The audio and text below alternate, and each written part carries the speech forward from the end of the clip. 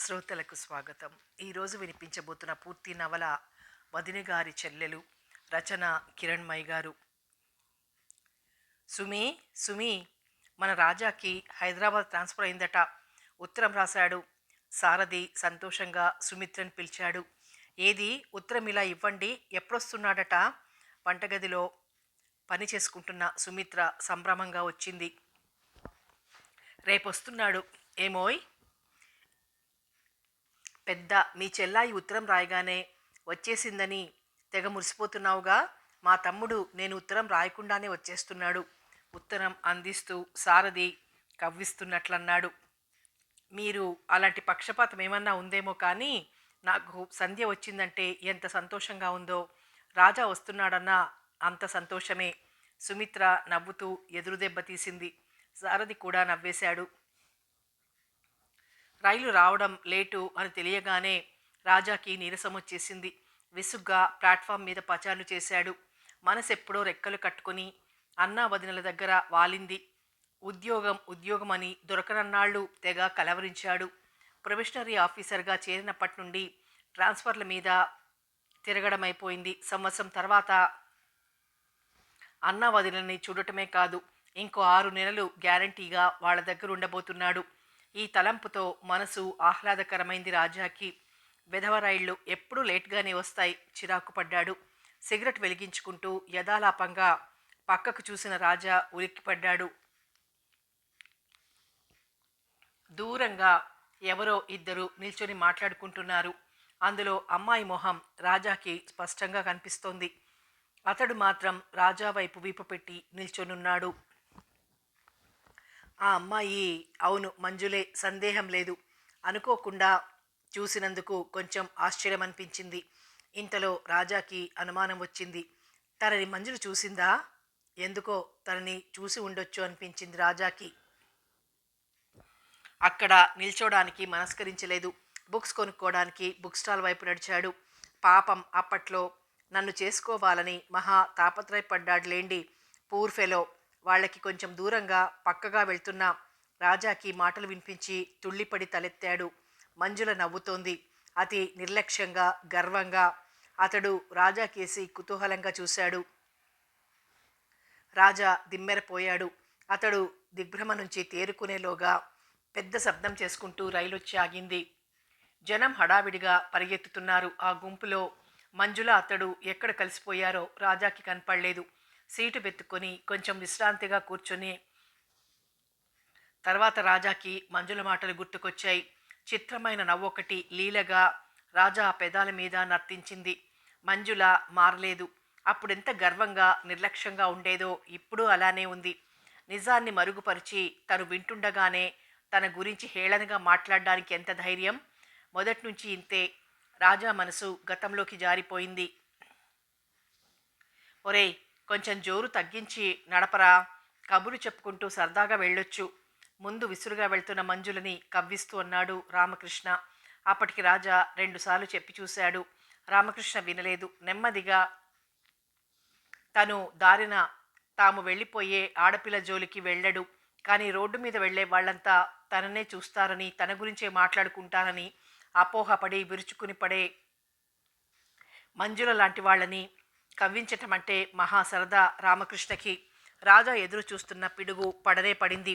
ఎటొచ్చి దారి తప్పి రాజా మీదే పడింది. సిగ్గులేదు ఆడపిల్లలు వెంట పడటానికి? ఈసారి ఇలా చేస్తే కాలి చెప్పువైపు చూపిస్తూ రామకృష్ణని ఏమనటానికి ధైర్యం చాలక రాజాని బెదిరించింది. మొదట విస్మయం కలిగిన కోపంతో ఆత్మాభిమానం దెబ్బతిన్నట్లై ముఖం ఎర్రబడింది రాజాకి. నా కాలికేముందో చూడు, నల్లగా నిగనిగలాడే పాయింటెడ్ షూని చూపిస్తూ అతి నిర్లక్ష్యంగా అన్నాడు రాజా. కదిలి వెళ్ళిపోతున్న రాజాని చూస్తూ ఒక్క క్షణం అలాగే నిర్ఘాంతపోయి నిలబడిపోయింది మంజుల. అవమానంతో కృంగిపోతూ నిలబడ్డ మంజులని చూసి కొంచెం బాధపడ్డాడు రాజా. తనలా అనకుండా ఉండాల్సింది. ఎంతైనా ఆడపిల్ల. రాజా అంటే కాలేజీలో ఆడపిల్లలకి మంచి అట్రాక్షన్, గ్లామర్ ఉండేది. కాలేజీ ఫంక్షన్స్లో అతడి చుట్టూ భ్రమరాల్లా తిరిగే అమ్మాయిల్ని చూసి అతడంటే చాలామంది అబ్బాయిలు ఈర్ష్యపడేవారు. అతనంత అందంగా ఆ కాలేజీలో ఎవరూ లేరని కాదు, అతడి మాటల్లో చేతల్లో చిందులేసే చైతన్యం, చిలిపిగా నవ్వే అందమైన అమాయకత్వం, అన్నింటికీ మించిన అతడి స్నిగ్ధ స్వభావం, ముఖ్యంగా ఆడపిల్లల పట్ల ప్రత్యక్షంగా కానీ పరోక్షంగా కానీ అతడి మాటల్లో తొంగి చూసే మృదుత్వం అమ్మాయిల హృదయాల్లో హీరో వర్షిప్ పెంచింది. తన చిరునవ్వు కోసం, పలకరింపు కోసం అబ్బాయిలందరూ పడిగాపులు పడతారనే అహంకారంతో మగవాళ్ళందరినీ దులపరించి పారేసే కాలేజీ బ్యూటీ మంజుల ఆత్మవిశ్వాసానికి రాజా ప్రవర్తన దెబ్బతీసినట్లయింది. ఇంతవరకు తన వైపు కన్నెత్తి చూడలేదు. కనీసం పలకరించే ప్రయత్నం కూడా చేయలేదు. ఆడపిల్లల్లో మాట్లాడని బుద్ధావతారమా అనుకుంటే అదీ కాదు. వనజ, శ్యామల వాళ్ళు పలకరించినప్పుడల్లా ఎంతో చక్కగా మాట్లాడతాడు అని వాళ్ళు తెగ మెచ్చుకుంటారు. తనే బాగా చదువుతాడని, అందంగా ఉంటాడని గర్వం. ఇతగాడి అంతేమిటో, ఆ బెట్టేమిటో చూడాలి కసిగా పంతం పట్టినట్లే అనుకుంది మంజుల. ఫంక్షన్ అయిపోయేటప్పటికి బాగా చీకటి పడిపోయింది. రోజు రోజా తనకు తోడుగా ఉండే తన జూనియర్ శాంతి ఆ రోజు రాలేదు. గేటు దగ్గర నిలబడ్డ రాజాని చూడగానే మంజులకు ఆలోచన తట్టింది. ఇంటి వరకు తోడు రమ్మని అడిగితే అతడితో పరిచయం కలిగించుకోవటానికి ఇదే మంచి అదను. నెమ్మదిగా ఆ వైపు వెళ్ళబోతున్న మంజులకి రామకృష్ణ రాజా దగ్గరకు వచ్చి ఏదో మాట్లాడడం కనిపించింది. రామకృష్ణ చూడగానే సగం నీరసం వచ్చేసింది మంజులకి. అంత మంచి తెలివైనవాడు, చాలా హుందాగా గంభీరంగా ఉండే రాజాకి, ఆషామాషీగా అల్లరిగా తిరిగే రామకృష్ణకి అంత మంచి స్నేహం ఎలా ఏర్పడిందో. అయినా ఇతడొక్కడు అస్తమానం రాజాని అంటిపెట్టుకుని ఉంటాడు. కొంచెం చిరాకనిపించింది మంజులకి. మంజుల విసురుకి, తిట్లకి భయపడినవాడు, తిట్టిన కొద్దీ మరింత కవ్వించేవాడు రామకృష్ణ ఒక్కడే. అందుకే అతడంటే కొంచెం జంకు. సరే, ఒక్క దెబ్బకి ఇద్దరి పని పట్టాలి. చిన్నగా నవ్వుకుంది. Excuse me. ఏదో చాలా సీరియస్గా మాట్లాడుకుంటున్న రామకృష్ణ, రాజా ఉలిక్కిపడ్డారు. ఎదుట నిల్చుని చిరునవ్వులు చిందిస్తున్న మంజులని చూడగానే ఆశ్చర్యంలో మతిపోయినట్లయింది ఇద్దరికీ. బాగా చీకటి పడింది. కొంచెం ఇంటి వరకు తోడొస్తారా? అప్పటికి ఇద్దరూ తేరుకున్నారు. మృదువుగా ఉన్న మంజుల ధోరణి చూడగానే రామకృష్ణకి ఉత్సాహం కలిగింది. విత్ ప్లెజర్ వెంటనే అంగీకారం తెలిపేశాడు. రాజా ఏం మాట్లాడలేదు. దారిలో మంజులే మాట్లాడింది. మొన్న జరిగిన దానికి ఏమీ అనుకోకండి, క్షమాపణ కోరుతున్నట్లు అడిగింది. రాజా కొంచెం తడబడ్డాడు. పర్వాలేదులేండి, నేను కూడా అలా అని ఉండాల్సింది కాదు, చాలా సిన్సియర్గా అన్నాడు. ఈ ధోరణి మంజులకి చాలా ఎంకరేజింగ్గా అనిపించింది. తర్వాత దారిలో ముగ్గురు చాలా కబుర్లు చెప్పుకున్నారు. రాజా, రామకృష్ణ క్యాంటీన్లో కూర్చుని కాఫీ తాగుతున్నారు. మంజుల శాంతిని ఇంకో ఇద్దరిని వెంటబెట్టుకొని సరాసరి రాజా వాళ్ళ దగ్గరికి వచ్చింది. మొన్న జరిగిన కాలేజీ డేలో మీ డ్యాన్స్ చాలా బాగుంది. రాజా మనస్ఫూర్తిగా అభినందించాడు. థ్యాంక్స్ నవ్వింది. ఎందుకో రామకృష్ణకి ఎక్కడో లీలగా ఆనందంగా అనిపించింది. అబ్బా, ఆ శ్యాముల్ పాట మాత్రం వినలేక చచ్చామనుకోండి. సాహిత్యాన్ని చిత్రవద చేసి మరీ పాడాడు. అందరూ గట్టిగా నవ్వేశారు. శ్యాముల్ పాటని తలుచుకొని దూరంగా కూర్చుని కాఫీ తాగుతున్న ఫైనల్ స్టూడెంట్సు సుమిత్ర, మాధురి ఇదంతా గమనిస్తున్నారు. ఇదివరకు రాజా చాలా బుద్ధిమంతుడిలాగే ఉండేవాడు సుమిత్ర. ఈ మధ్య మంజులతో మరీ అతిగా ప్రవర్తిస్తున్నట్లున్నాడు. అయినా రామకృష్ణ లాంటి వాడితో తిరిగితే ఇలాగే తయారవుతారు. ఎలాంటి బుద్ధిమంతులు కూడా. కొత్తగా ఫైనల్ ఇయర్లో చేరిన సుమిత్రతో రాజా మీద కామెంట్ చేసింది మాధురి. సుమిత్ర ఏం మాట్లాడలేదు. డియర్ రాజా అడుగున మంజుల సంతకం చూడగానే రాజా అదిరిపడ్డాడు. ఆ రోజే లోకల్ పోస్ట్లో వచ్చింది లెటర్. మంజుల ధైర్యానికి విస్తుపోయాడు. ఐ లవ్ యూ ఉత్తరంలోని మాటలు పదే పదే గుండెల్లో ప్రతిధ్వనించసాగాయి. ఇన్నాళ్ళు తామిద్దరిది స్నేహమే అనుకుంటున్నాడు తను. కానీ ఈరోజు వేరే కొత్త నిర్వచనం ఇచ్చింది మంజుల. ప్రథమంగా మంజుల రేకెత్తించిన ఈ అనుభూతి రాజాకి చాలా గమ్మత్తుగా అదో రకమైన హాయిని కలిగించింది. వెంటనే రిప్లై రాశాడు. రాజా, నేనొక మాట చెప్తాను, వింటావా? ఎప్పుడు నవ్వుతూ తుళ్ళుతూ తిరిగే రామకృష్ణ ఆ రోజు చాలా సీరియస్గా అడిగేటప్పటికీ రాజా ఆశ్చర్యపోయాడు. నీ మాట నేనెప్పుడు వినలేదురా. నవ్వుతూ రామకృష్ణ భుజం మీద చేయి వేశాడు. మంజులతో నీ పరిచయం తగ్గించుకోవడం మంచిది. రామకృష్ణేనా ఈ మాటలనేది? నివ్వెరపోయాడు రాజా. ఆ, అవునరా రాజా, నాకెందుకో మంజుల నీ పట్ల స్వచ్ఛమైన ప్రేమని చూపిస్తున్నదంటే నమ్మకం కుదరడం లేదు. ఆ అమ్మాయి ప్రతి మాటలో, చేతలో ఎక్కడో గర్వం, నిర్లక్ష్యం కనిపిస్తుంటాయి. నువ్వేమన్నా ఆ పిల్లని పెళ్లి చేసుకుందాం అనుకుంటున్నావేమో. ఆ అమ్మాయికి అందం తప్పితే నీ భార్యగా ఉండదగ్గ లక్షణాలేవీ లేవు. అలాంటి పిచ్చి పిచ్చి ఊహలు కట్టిపెట్టి ఇక నీ ప్రేమకి గుడ్ బై కొట్టేయి. ఇప్పటికే కాలేజీలో ఉన్న రూమర్స్ వింటుంటే నాకే బాధనిపిస్తోంది. అసలు నా పొరపాటుందనుకో, ఆవేశంగా అంటున్నా రామకృష్ణకి బదులు చెప్పలేకపోయాడు రాజా. అప్పుడే యవ్వనం రేకెత్తిస్తున్న చిలిపి ఊహల సందడిలో రాజా మంజుల అపురూప సౌందర్య మైకంలో పడ్డవాట వాస్తవం. కోరి మంజుల అతన్ని కవ్వించి చాలా వరకు ప్రభావితుణ్ణి చేసింది. రాజాని మంజుల తన అందంతో, చిలిపి పనులతో ఆకర్షించడానికి చేసిన ప్రయత్నాలని, రాజా రెస్పాన్స్ని కొన్ని వందల జతల కళ్ళు అత్యంత ఆసక్తిగా, అతి జాగ్రత్తగా పరిశీలించాయి. అందులో అబ్బాయిల కళ్ళు రాజా కేసి ప్రశంసాపూర్వకమైన ఈర్ష్యతో చూస్తే, అమ్మాయిల కళ్ళు మంజుల వైపు అసూయా బాణాల్ని సంధించాయి. అబ్బాయిల్ని అతి తృణప్రాయంగా తీసిపారేసి కాలేజీ బ్యూటీ మంజుల తనంతట తానుగా తన స్నేహం కోరినందుకు రాజా అదో రకమైన గర్వంతో, అమాయకత్వంతో పొంగిపోతే, అందరికీ హీరో లాంటి వాడైన రాజాని తన అందంతో బందీ చేయగలిగినందుకు మంజుల మురిసిపోయింది. అది గోరా, మన లవ్ బర్డ్స్ ఏమిటో మాట్లాడుకుంటున్నారు. శివరాం ముకుందంతో హేళనగా అంటున్నాడు. ముకుందం అదేదో పెద్ద జోకన్నట్లు విరగబడి నవ్వాడు. మంజుల విసురుగా వెళ్ళిపోయింది. రాజా ముకుందం కేసి తీవ్రంగా చూశాడు. ముకుందం బెదిరిపోయి నవ్వాపేశాడు. రాజా మంజుల బోర్డు మీద పేర్లు చూసి అవాక్కై నిలబడిపోయాడు. రాజా రామకృష్ణ కళ్ళు ఎర్రబడ్డాయి. ఇదంతా ఆ శివరాం గాడి పని ఉండాలి. పళ్ళు కొరికాడు. బోర్డు తుడిచేసి వచ్చి కూర్చున్న రామకృష్ణను చూసి కిమ్మనలేదు శివరాం. లోపలికి వస్తున్న లెక్చరర్ని చూసి ఏదో అనబోయిన రామకృష్ణ ఊరుకున్నాడు. ఉద్రేకపు వేడి తగ్గి వాస్తవిక పరిస్థితులు చురుక్కుమనడంతో రాజా మంజుల కొంచెం పరిస్థితుల్ని అర్థం చేసుకున్నారు. ఇద్దరూ మాట్లాడడం తగ్గించుకున్నారు. ఇద్దరూ ఫైనల్లోకి వచ్చారు. మర్నాటి నుండి ప్రిపరేషన్ హాలిడేస్ ఇస్తున్నారు. ఇక మంజులతో చివరిసారిగా మాట్లాడాలనుకున్నాడు రాజా. మంజుల పెళ్ళి ఇంకో 2 నెలలలో జరుగుతుందనే వార్త తీసుకొచ్చాడు రామకృష్ణ. మొదట మనసు దెబ్బతిన్నట్లనిపించింది. మంజులని తను చేసుకోవాలనుకున్న ఇంకో 2-3 సంవత్సరాలకి చదువు పూర్తయి ఉద్యోగం దొరికితే కానీ కుదరదు. పోనీ ఇంతవరకు ఇద్దరు పెళ్లి గురించి అనుకోలేదుగా. బహుశా మంజుల కూడా పెద్ద పట్టించుకోదేమో. తన పెళ్లి విషయం నిజమే అయితే ఆ అమ్మాయి సుఖపడాలనే తను మనస్ఫూర్తిగా కోరుకుంటాడు. తామిద్దరి స్నేహం ఒక మధురానుభూతిగా మిగిలిపోతుంది. ఈ భావనతో రాజా మనసు కొంచెం ఊరట చెందింది. మంజుల, ఏదో ఆలోచిస్తూ నడుస్తున్న మంజుల రాజా పిలుపుకి వెనక్కి తిరిగి చూసింది. మంజుల పక్కనే నడుస్తూ అడిగాడు రాజా. ఫైనల్ ఎగ్జామ్స్ దగ్గరకు వచ్చేసాయి. బాగా చదువుతున్నావా? ఆ, ముభావంగా జవాబిచ్చింది మంజుల. రాజా కొంచెం చకితుడయ్యాడు. కాసేపు ఊరుకుని తనే మళ్ళీ మాట్లాడాడు. ఇన్నాళ్ళు కలిసి స్నేహంగా తిరిగాం. ఇక నుంచి మన దారి వేరు. ఎందుకో బాధగా, దిగులుగా అనిపిస్తోంది. నీకేమీ అనిపించడం లేదా మంజుల? అమాయకంగా, నిజాయితీగా అడిగాడు రాజా. ఎందుకు అనిపించదు? చాలా చాలా అనిపిస్తోంది. వ్యంగ్యం స్పష్టంగా తెలుస్తోంది కంఠంలో. విస్మయంగా మంజుల కేసు చూశాడు రాజా. మౌనం మరింత రెచ్చగొట్టింది మంజులని. నువ్వొట్టి మోసగాడివి.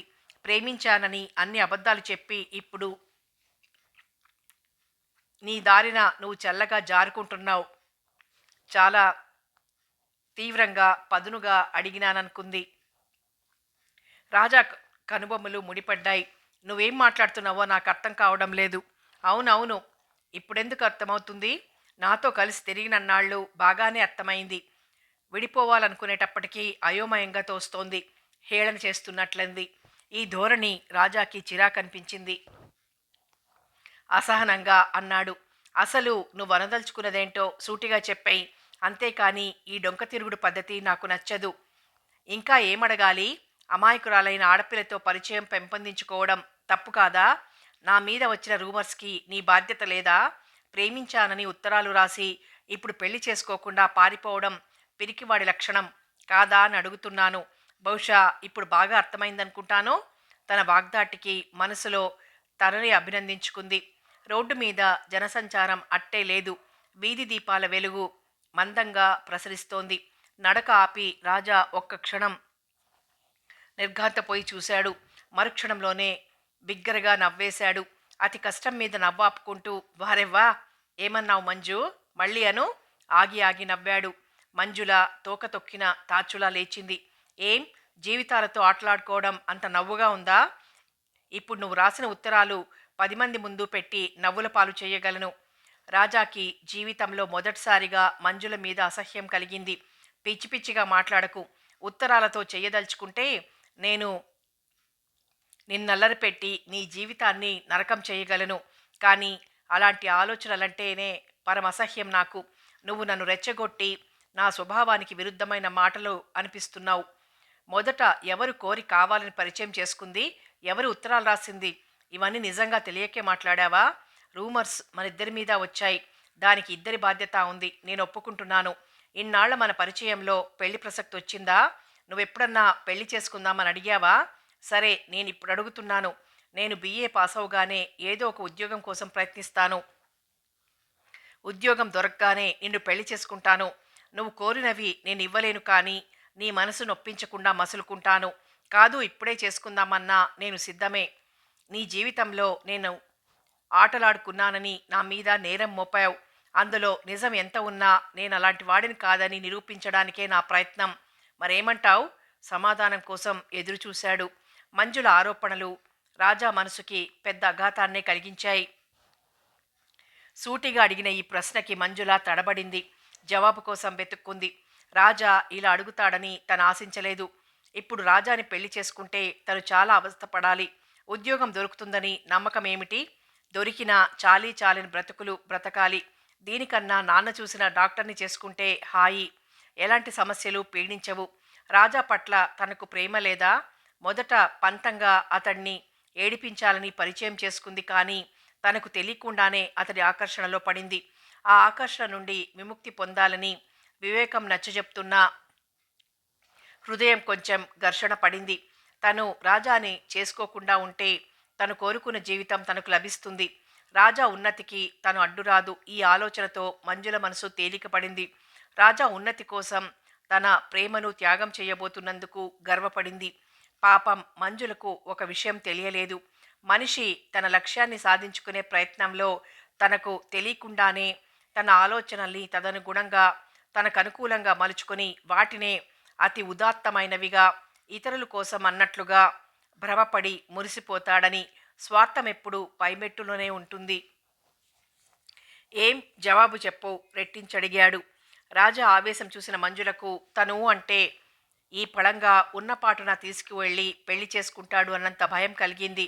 ఏం చెప్పాలో చప్పున తట్టలేదు. తను రాజాని మాత్రం పెళ్లి చేసుకోవటానికి సిద్ధంగా లేదని మంజుల మనసుకి స్పష్టంగా తెలుస్తూనే ఉంది. అలా అని ఓటమిని ఒప్పుకోవటం బాధాకరంగా ఉంది. న్యాయానికి జరిగిన దానిలో తన ప్రమేయమే ఎక్కువని తెలిసినా అలానే ఒప్పుకోవటం మాత్రం అసంభవమని తేల్చుకుంది. చటుక్కున రాజా దగ్గరికి వచ్చి అతడి చెయ్యిని స్నేహపూర్వకంగా నొక్కుతూ మార్దవం నిండిన స్వరంతో అంది. పోనీ రాజా, నిన్ను నిందించడం నాకు కష్టంగానే ఉంది. నా స్వార్థం కోసం నిన్ను పెళ్లి చేసుకుని నీ భవిష్యత్తుని పాడు చేయటం నాకిష్టం లేదు. నాకింతే ప్రాప్తమని సరిపెట్టుకుంటాను. నీకోసం త్యాగం చేయడం కన్నా కావాల్సిందేముంది? నీకు బాధ కలిగిస్తున్న ఒక మాట చెప్పాలి. ఇహ నుంచి మనం అపరిచితుల్లా మెలకడమే శ్రేయస్కరం. Good night and good bye. ఇంకో మాట మాట్లాడడానికి రాజాకి అవకాశం ఇవ్వకుండా దూరంగా కనిపిస్తున్న తన ఇంటికేసి వడివడిగా సాగిపోయింది. రాజా నిర్ఘాంతపోయి నిలబడ్డాడు. ఒక్క నిమిషం. మరుక్షణం గట్టిగా నవ్వేశాడు. మంజుల మాటల్ని తలుచుకుని మరీ నవ్వాడు. ఎలక్ట్రిక్ పోల్ దగ్గర ఒక్కడే నిలబడి నవ్వుతున్న రాజాని దారిన పోయే ఒకరిద్దరు వింతగా చూశారు. రాజా అది గమనించి నవ్వాపేశాడు. సిగరెట్ పొగ వదులుతూ అనుకున్నాడు. మంజు, స్టేజ్ మీదే కాదు, నిజ జీవితంలో కూడా నువ్వు చాలా బాగా అభినయించగలవు సుమా. అతడి మనసు ఇప్పుడెంతో తేలిగ్గా స్వచ్ఛంగా బరువు తీరినట్లుంది. మంజుల అలా అన్నందుకు కానీ శాశ్వతంగా విడిపోయినందుకు కానీ అతడికి ఏమీ బాధ అనిపించడం లేదు. అసలు ఆ విషయం తనకెప్పుడు సంబంధించిందిగానే అతడికి తోచింది. తనలో తనే కొంచెం ఆశ్చర్యపోయాడు. తన మనసు అంత చంచలమైనదా? కాదు. మంజుల ఈ విధంగా ప్రవర్తించకుండా తన ప్రేమని, భావాలని నిజాయితీగా వెల్లడించి ఉంటే, నిన్ను విడిచిపెట్టడం దుర్భరం అని ఉంటే తను చాలా ఎఫెక్ట్ అయి ఉండేవాడు. ఆ అమ్మాయి కోసం ఏది చేయడానికన్నా సిద్ధపడి ఉండేవాడు. కానీ పాపం మంజుల తన కోసం తన ప్రేమని త్యాగం చేసింది. త్యాగం గమ్మత్తుగా అనిపించి నవ్వుకుని వెనక్కి తిరిగి నడక సాగించాడు. ఈ సంఘటనతో రాజాకి తను మానసికంగా ఎంతో ఎదిగిపోయినట్లు, తనకు తెలియని కొన్ని జీవిత సత్యాలు అనుభవంలోకి వచ్చినట్లు అనిపించింది. చివరి పరీక్ష కూడా సంతృప్తికరంగానే రాశాడు. రాజా హాల్ నుండి బయటకొచ్చేసి కాలేజీ గ్రౌండ్లో చెట్ల కింద నిల్చొని రామకృష్ణ కోసం ఎదురు చూస్తున్నాడు. తనకు క్లాస్ తప్పకుండా వస్తుంది. తర్వాత ఎంఏ చదవాలి. ఆ పైన ఉద్యోగం. ఇంతేగా జీవితం. ఈ రోజుతో తనకు కాలేజీకి రుణం తీరినట్లే అన్నట్లు రామకృష్ణకు ఇవాళ కెమిస్ట్రీ ఎగ్జామ్. వెధవ ఎలా రాశాడో. వాడికి కెమిస్ట్రీకి శత్రుత్వం. చదివి చదివే రకమైతేగా పాస్ అవుతాడో లేదో. రామకృష్ణ పరీక్ష ఎలా రాశాడో అనే ఆదుర్దాతో రాజా ఎదురు చూడసాగాడు. దూరం నుండి రామకృష్ణ ఒగర్చుకుంటూ రావడం కనిపించింది. పరీక్ష బాగా రాసుంటాడు. లేకపోతే నీరసంగా తల వేళ్లాడేసుకునుండేవాడు. రాజా సంతోషంగా రామకృష్ణకి ఎదురుగా వస్తూ, ఏరా పరీక్ష బాగా రాశావా? నీ వాలకం అవునని చెప్తోందిలే అని కుతూహలంగా చూశాడు. రామకృష్ణ ఆగి చెమటలు తుడుచుకుంటూ ఆయాసం తీర్చుకోవడానికి ఒక్క క్షణం ఆగాడు. వెధవ పరీక్ష, దానలా తగలడ్ని ఏ తప్పడం గ్యారంటీ అని రాసిస్తాను. రాజా కళ్ళల్లో కోపం బాధ తొంగి చూశాయి. నువ్వంత తేలిగ్గా ఎలా తీసుకుంటావో నాకు అర్థం కాదురా. నీ బాధ్యత నువ్వు గుర్తించకపోతే ఎలా? ఇంట్లో ఈ సంగతి తెలిస్తే ఎంత బాధపడతారు? అబ్బబ్బబ్బా, చాలేరా నీ బోధలు నువ్వును. చదువు చదువు, జీవితంలో ఇంకేం పరమార్థం లేదా? విసుక్కుంటూ అన్న మరుక్షణంలోనే రాజా నొచ్చుకుంటాడేమో అన్న అనుమానం కలిగింది రామకృష్ణకి. అనునయంగా భుజం మీద చేతులేస్తూ, ఒరేయ్ రాజా, నీలాంటి మిత్రుడు ఉన్నంతకాలం నాకేం బెంగా లేదురా. నువ్వు బాగా చదువుకుని పైకొస్తే వాడు నా ప్రాణమిత్రుడని అందరితో చెప్పి గర్వపడతాను. నా సంగతి అంటావా? బాధపడకు. నాకేమన్నా కష్టం వస్తే నీ దగ్గరకు వచ్చేస్తాను, సరా? ఒరే, ఈ రామకృష్ణ గుండెల్లో రాజాకున్న స్థానం ఇంకెవరికీ లేదురా. భావోద్వేగంతో కంఠం కొంచెం వణికింది. రాజా మనసు ఆర్ద్రమైంది. నాకు తెలుసురా, అందుకే నువ్వు నా ప్రాణంలో ప్రాణం మనసులోనే అనుకున్నాడు. పైకి మాత్రం గట్టిగా నవ్వేశాడు. కొయ్యరా కొయ్. ఇప్పటికీ ఎంతమంది విశాలాక్షులు వనజాక్షులు ఆ గుండెలో ప్రవేశం చేశారో. నాకట్రా నువ్వు చెప్పేది? విశాలతో తన పరిచయాన్ని, వనజతో తన ప్రేమాయణాన్ని దృష్టిలో పెట్టుకుని రాజా ఏడ్పిస్తున్నాడని గ్రహించి రామకృష్ణ కూడా నవ్వేశాడు. అవును, మంజుల నువ్వు ఒక హాల్లోనే కదూ కూర్చునేది? తను పరీక్ష బాగా రాసిందా? రాజా నడకాపి రామకృష్ణ మొహంలోకి కుతూహలంగా చూస్తూ అడిగాడు. రామకృష్ణ ఒక్కసారి ఎగిరిపడినంత పనిచేశాడు. ఒరే రాజా, నేనసలు పరిగెత్తుకుంటూ వచ్చింది ఒక న్యూస్ చెప్పాలనే. నీ తిట్లు పడేటప్పటికీ మర్చిపోయాను. నేను ఒక గంటన్నా మొక్కుబడిగా కూర్చున్నాను గోళ్లు గిల్లుకుంటూ. మంజుల ఒక అరగంట అంటే అరగంటే కూర్చొని బయటికి వెళ్ళిపోయిందిరా. నన్ను తిడతావు కానీ కెమిస్ట్రీ పేపర్ ఎంత టఫ్గా ఉందో తెలుసా? సమర్థించుకుంటున్నట్లు అన్నాడు. రాజాకి నవ్వొచ్చింది. నువ్వు చెప్పదలుచుకున్న న్యూస్ ఇదేనా? కాదు, పూర్తిగా వినవే. నేను శివరాం ఒకేసారి బయటకు వచ్చేశాం. వాడితో కాసేపు మాట్లాడి క్యాంటీన్లో కాఫీ తాగుదామని వెళ్ళాను. కాఫీ తాగి ఒక నువ్వు వచ్చేసి ఉంటావు. నీ దగ్గరకు వద్దామనుకుంటున్నాను. కెమిస్ట్రీ ల్యాబ్ దగ్గర మంజుల సెకండ్ ఇయర్ శాంతి లేదు, ఆ పిల్లతో మాట్లాడుతోంది. పరీక్ష బాగా రాయలేదా అని అడుగుదామనుకొని అటు వెళ్ళాను. వాళ్ళిద్దరూ నేను రావడం చూడలేదనుకో. రాజా, మంజుల శాంతితో ఏమంటోందో తెలుసా? నువ్వొట్టి మోసగాడివట. అమాయకులైన ఆడపిల్లల్ని వలలో వేసుకొని ఆడిస్తావట. తేనె పూసిన కత్తివట. నీ అందాలతో మాటలతో తనని లోబర్చుకొని పెళ్లి చేసుకుంటానని నమ్మించి ఇప్పుడు దాటుకుంటున్నావట. అబ్బబ్బా, ఇంకెన్ని మాటలందో. పైగా బుద్ధి లేకుండా ఏడుస్తోంది శాంతి ముందు. నాకు ఒళ్ళు మండి నిజం దాస్తావెందుకని అడిగేద్దామనుకుంటున్నాను. ఇంతలో ఇద్దరూ నన్ను చూసి పురుగును చూసి దులపరించుకొని పోయినట్లు అక్కడి నుంచి తప్పుకున్నారు. కసిగా బాధగా అన్నాడు. రాజా వెంటనే ఏం మాట్లాడలేకపోయాడు. మంజుల ఎందుకింత అన్యాయమైన ప్రచారం చేస్తోంది? ఇతరుల సానుభూతి కోసం తనని కించపరుస్తోందా? మంజుల బాహ్య సౌందర్యానికి మురిసిపోయాను కానీ ఈ రోజున మంజులకి కనీసపు సంస్కారం కూడా లేదని తెలిసింది. వ్యధతో రాజా మనసు అల్లకల్లోలమైంది. రాజా ముఖంలో ప్రతిబింబించిన భావాలను గమనించి రామకృష్ణ మనసు చివుక్కుమంది. ఆ క్షణంలో మంజుల కనిపిస్తే లాక్కొచ్చి క్షమాపణ చెప్పించాలన్నంత పిచ్చి కోపం వచ్చింది. ఇప్పుడా శాంతి మంజుల చెప్పిందంతా నిజమేననుకుంటుంది. ఇక ఆ పిల్ల అందరితో అదే చెప్తుంది కాబోలు దిగులుగా అన్నాడు రామకృష్ణ. రామకృష్ణ ప్రేమకి రాజా విచలితుడయ్యాడు. Don't worry, let us forget the past. Ramakrishna చేతిని తన చేతిలోకి తీసుకుంటూ అన్నాడు. ట్రైన్ కుదుపుకి ఈ లోకంలోకి వచ్చాడు రాజా. ఏదో స్టేషన్లో ఆగింది రైలు. ఇక జీవితంలో ఎప్పుడూ కలుసుకోకూడదు అనుకున్న మంజుల కనపడి గతాన్ని గుర్తు చేసింది. రామకృష్ణ ఇప్పుడెక్కడున్నాడో. ఎంఏ ఫస్ట్ ఇయర్ చదువుతుండగా కలుసుకున్నారు అంతే. మళ్ళీ తర్వాత 3 సంవత్సరాల్లో ఒక్కసారి కనపడలేదు. అంత మంచి మిత్రులు ఉత్తరాలు రాసుకోరంటే ఎవరికైనా ఆశ్చర్యంగానే ఉంటుంది. కాలేజీ జీవితం ఒక కరిగిపోయిన కళ. ఇప్పుడు ఆ రోజులు కావాలనుకున్నా పొందలేనివి. ఆలోచనలు సుమిత్ర వైపుకి మరలాయి. తను ఎంఏ ఫస్ట్ ఇయర్ సెలవులకి ఇంటికొచ్చినప్పుడు అన్నయ్య పెళ్ళి సుమిత్ర వదినతో జరిగింది. తన సీనియర్ సుమిత్ర అంటే అప్పట్లో తనకెంతో గౌరవం ఉండేది. ఎందుకో గంభీరంగా హుందాగా రిజర్వుడ్గా ఉండే సుమిత్రను చూసినప్పుడల్లా శారదన్నయ్యకి అలాంటి అమ్మాయి దొరికితే బాగుండు అనుకునేవాడు. అదే జరిగింది చివరికి. అన్నయ్య పెళ్ళైపోయిన తర్వాత వదిన చుట్టూ అస్తమానం అల్లరి చేస్తూ చిలిపి పనులు చేస్తూ మెత్తమెత్తటి చివాట్లు తింటుండేవాడు. ఒరే రాజా, చిన్న పిల్లవాడిలా ఏమిట్రా అల్లరి అని అమ్మ కోప్పడితే సుమిత్ర ఆపేక్షగా చూస్తూ అనేది, పర్వాలేదత్తయ్యా, ఈ ఇంట్లో రాజా కన్నా చిన్నవాళ్ళు ఎవరున్నారు? రాజా నాకు తమ్ముడు లేని లోటు తీరుస్తున్నాడు. వదిన అలా అంటే తనకెంత తృప్తిగా హాయిగా గర్వంగా ఉండేది. నిద్ర లేవగానే ముందు అమ్మని వదినని చూడాలనుకునేవాడు. ఆ సమయంలో అమ్మ పూజా మందిరంలో ఉండేది. అందుకని గట్టిగా కళ్ళు మూసుకుని వదినా అని అరిచేవాడు. ఏం కొంప మునిగిందో అని సుమిత్ర మొదట్లో చేస్తున్న పని వదిలేసి ఆదరాబాదరాగా వచ్చేది.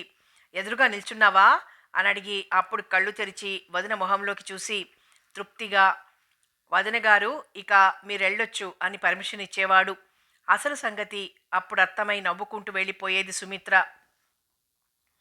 ఆ తర్వాత మరిది కోరిక ప్రకారం తనే రోజు అక్కడ రాజా ఉన్నన్నాళ్ళు నిద్రలేపేది.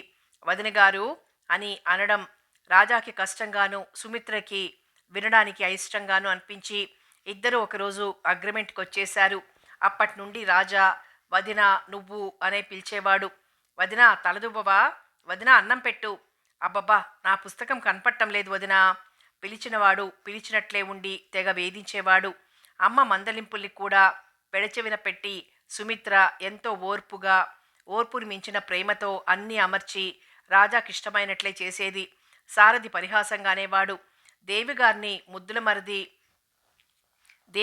ముద్దుల మరిది పనుల్లో తీరికే లేకుండా పోతోంది అని. ఈ తనువులు తంపులు రాజాకి ఆహ్లాదంగా కనిపించాయి. వదిన దగ్గరికి వెళ్తున్నాడుగా, బాగా కవ్వించి వాదనలు పెట్టుకోవచ్చు. టైం చూసుకున్నాడు. అబ్బా ఇంకా హైదరాబాద్ ఎప్పుడు చేరేది? కొంచెం చిరాగ్గా పైకి అనేశాడు.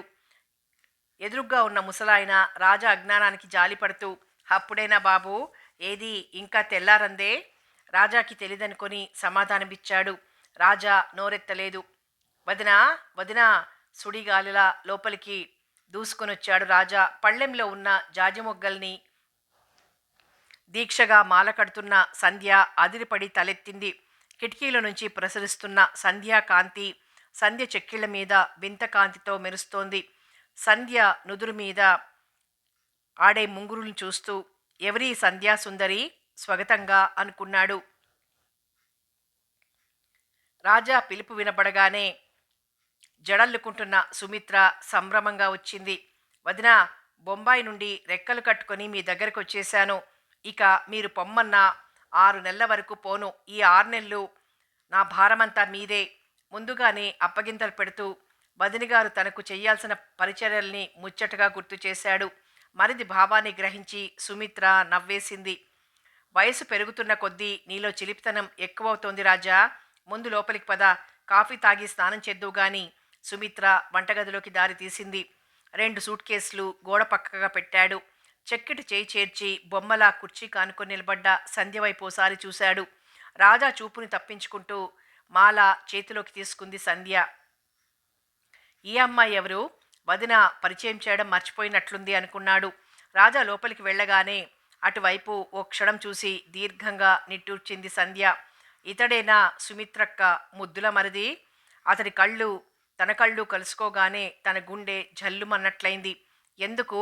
అతడి నీడ కూడా తన మీద పడితే భరించలేదు అనుకున్న తను అతడి చూపులకే కరిగిపోతున్నదే. జవాబు వెతుక్కోవడానికి ఆరాటపడింది సంధ్య మనసు. సంధ్య, కొంచెం కాఫీ కప్పులు తెచ్చిపెట్టమ్మా. సుమిత్ర పిలుపుకి ఉలిక్కిపడి తన ఆలోచనలు కట్టిపెట్టి లోపలికి నడిచింది. కాఫీ కప్పులో పోస్తూ అంది సుమిత్ర. తను మా పిన్ని కూతురు సంధ్య. ఇది వరకు 2-3 సార్లు చెప్పాను, గుర్తుందా? రాజా గుర్తుందని తలాడించాడు. అబ్బా, పెద్ద తన గురించి చెప్పడానికి ఏముందో, ఏం చెప్పి ఉంటుంది ఈ మహానుభావుడికి? సంధ్య మనసులో కుతూహలం కెరటంలా లేచిపడింది. తన అనేటప్పటికీ ప్రతి వాళ్ళకి ఎంత ఆసక్తిగా అనిపిస్తుంది. ఇద్దరికి చెరో కప్పు అందిస్తూ, మా సంధ్య బీఎస్సీ ఫస్ట్ క్లాస్లో పాస్ అయింది రాజా. ఎంత చక్కగా కబుర్లు చెప్తుందో. వినేవాళ్ళకి ఓపిక ఉండాలే గాని నీలాగే అల్లరి ఎక్కువ. సుమిత్ర మాటలకి సంధ్య మొహం సిగ్గుతో ఎర్రబడింది. తల మరింత కిందికి వాలిపోవడం రాజా గమనించాడు. మొదటి చూపులోనే సౌజన్యం, ముగ్ధత్వం మూర్తి భవించిన సంధ్య రాజా మనసులో ముద్ర వేసింది. సంధ్యకేసి ప్రశంసాపూర్వకంగా చూస్తూ అన్నాడు, మరి ఫర్దర్ స్టడీస్కి వెళ్ళలేదే? చదివింది చాలు బాబు. అసలే కొంచెం బలం తక్కువ, మరీ సున్నితం. ఇంట్లో కూర్చుని రెస్ట్ తీసుకోబట్టి ఈ మాత్రం ఉంది. సంధ్య వైపు చూసిన సుమిత్ర నేత్రాల నుండి వాత్సల్యం వర్షించింది. తెల్లటి ఛాయలో సన్నగా, పొడవుగా, అతి సుకుమారంగా ఉన్న సంధ్యని చూస్తూ నిజమే అనుకున్నాడు రాజా. సుమిత్ర మాటలు, రాజా చూపులు సంధ్యకి ఇబ్బందిగా అనిపించాయి. వదిన పెళ్లికి మీరు రాలేదనుకుంటాను. మొదటిసారిగా సంధ్యను ఉద్దేశించి మాట్లాడాడు. సంధ్య తడబడింది. పరీక్షలు జరుగుతున్నాయప్పుడు. నెమ్మదిగా గొణిగింది. సంధ్యకి అక్కడ వాతావరణం ఉక్కిరి బిక్కిరిగా అనిపించింది.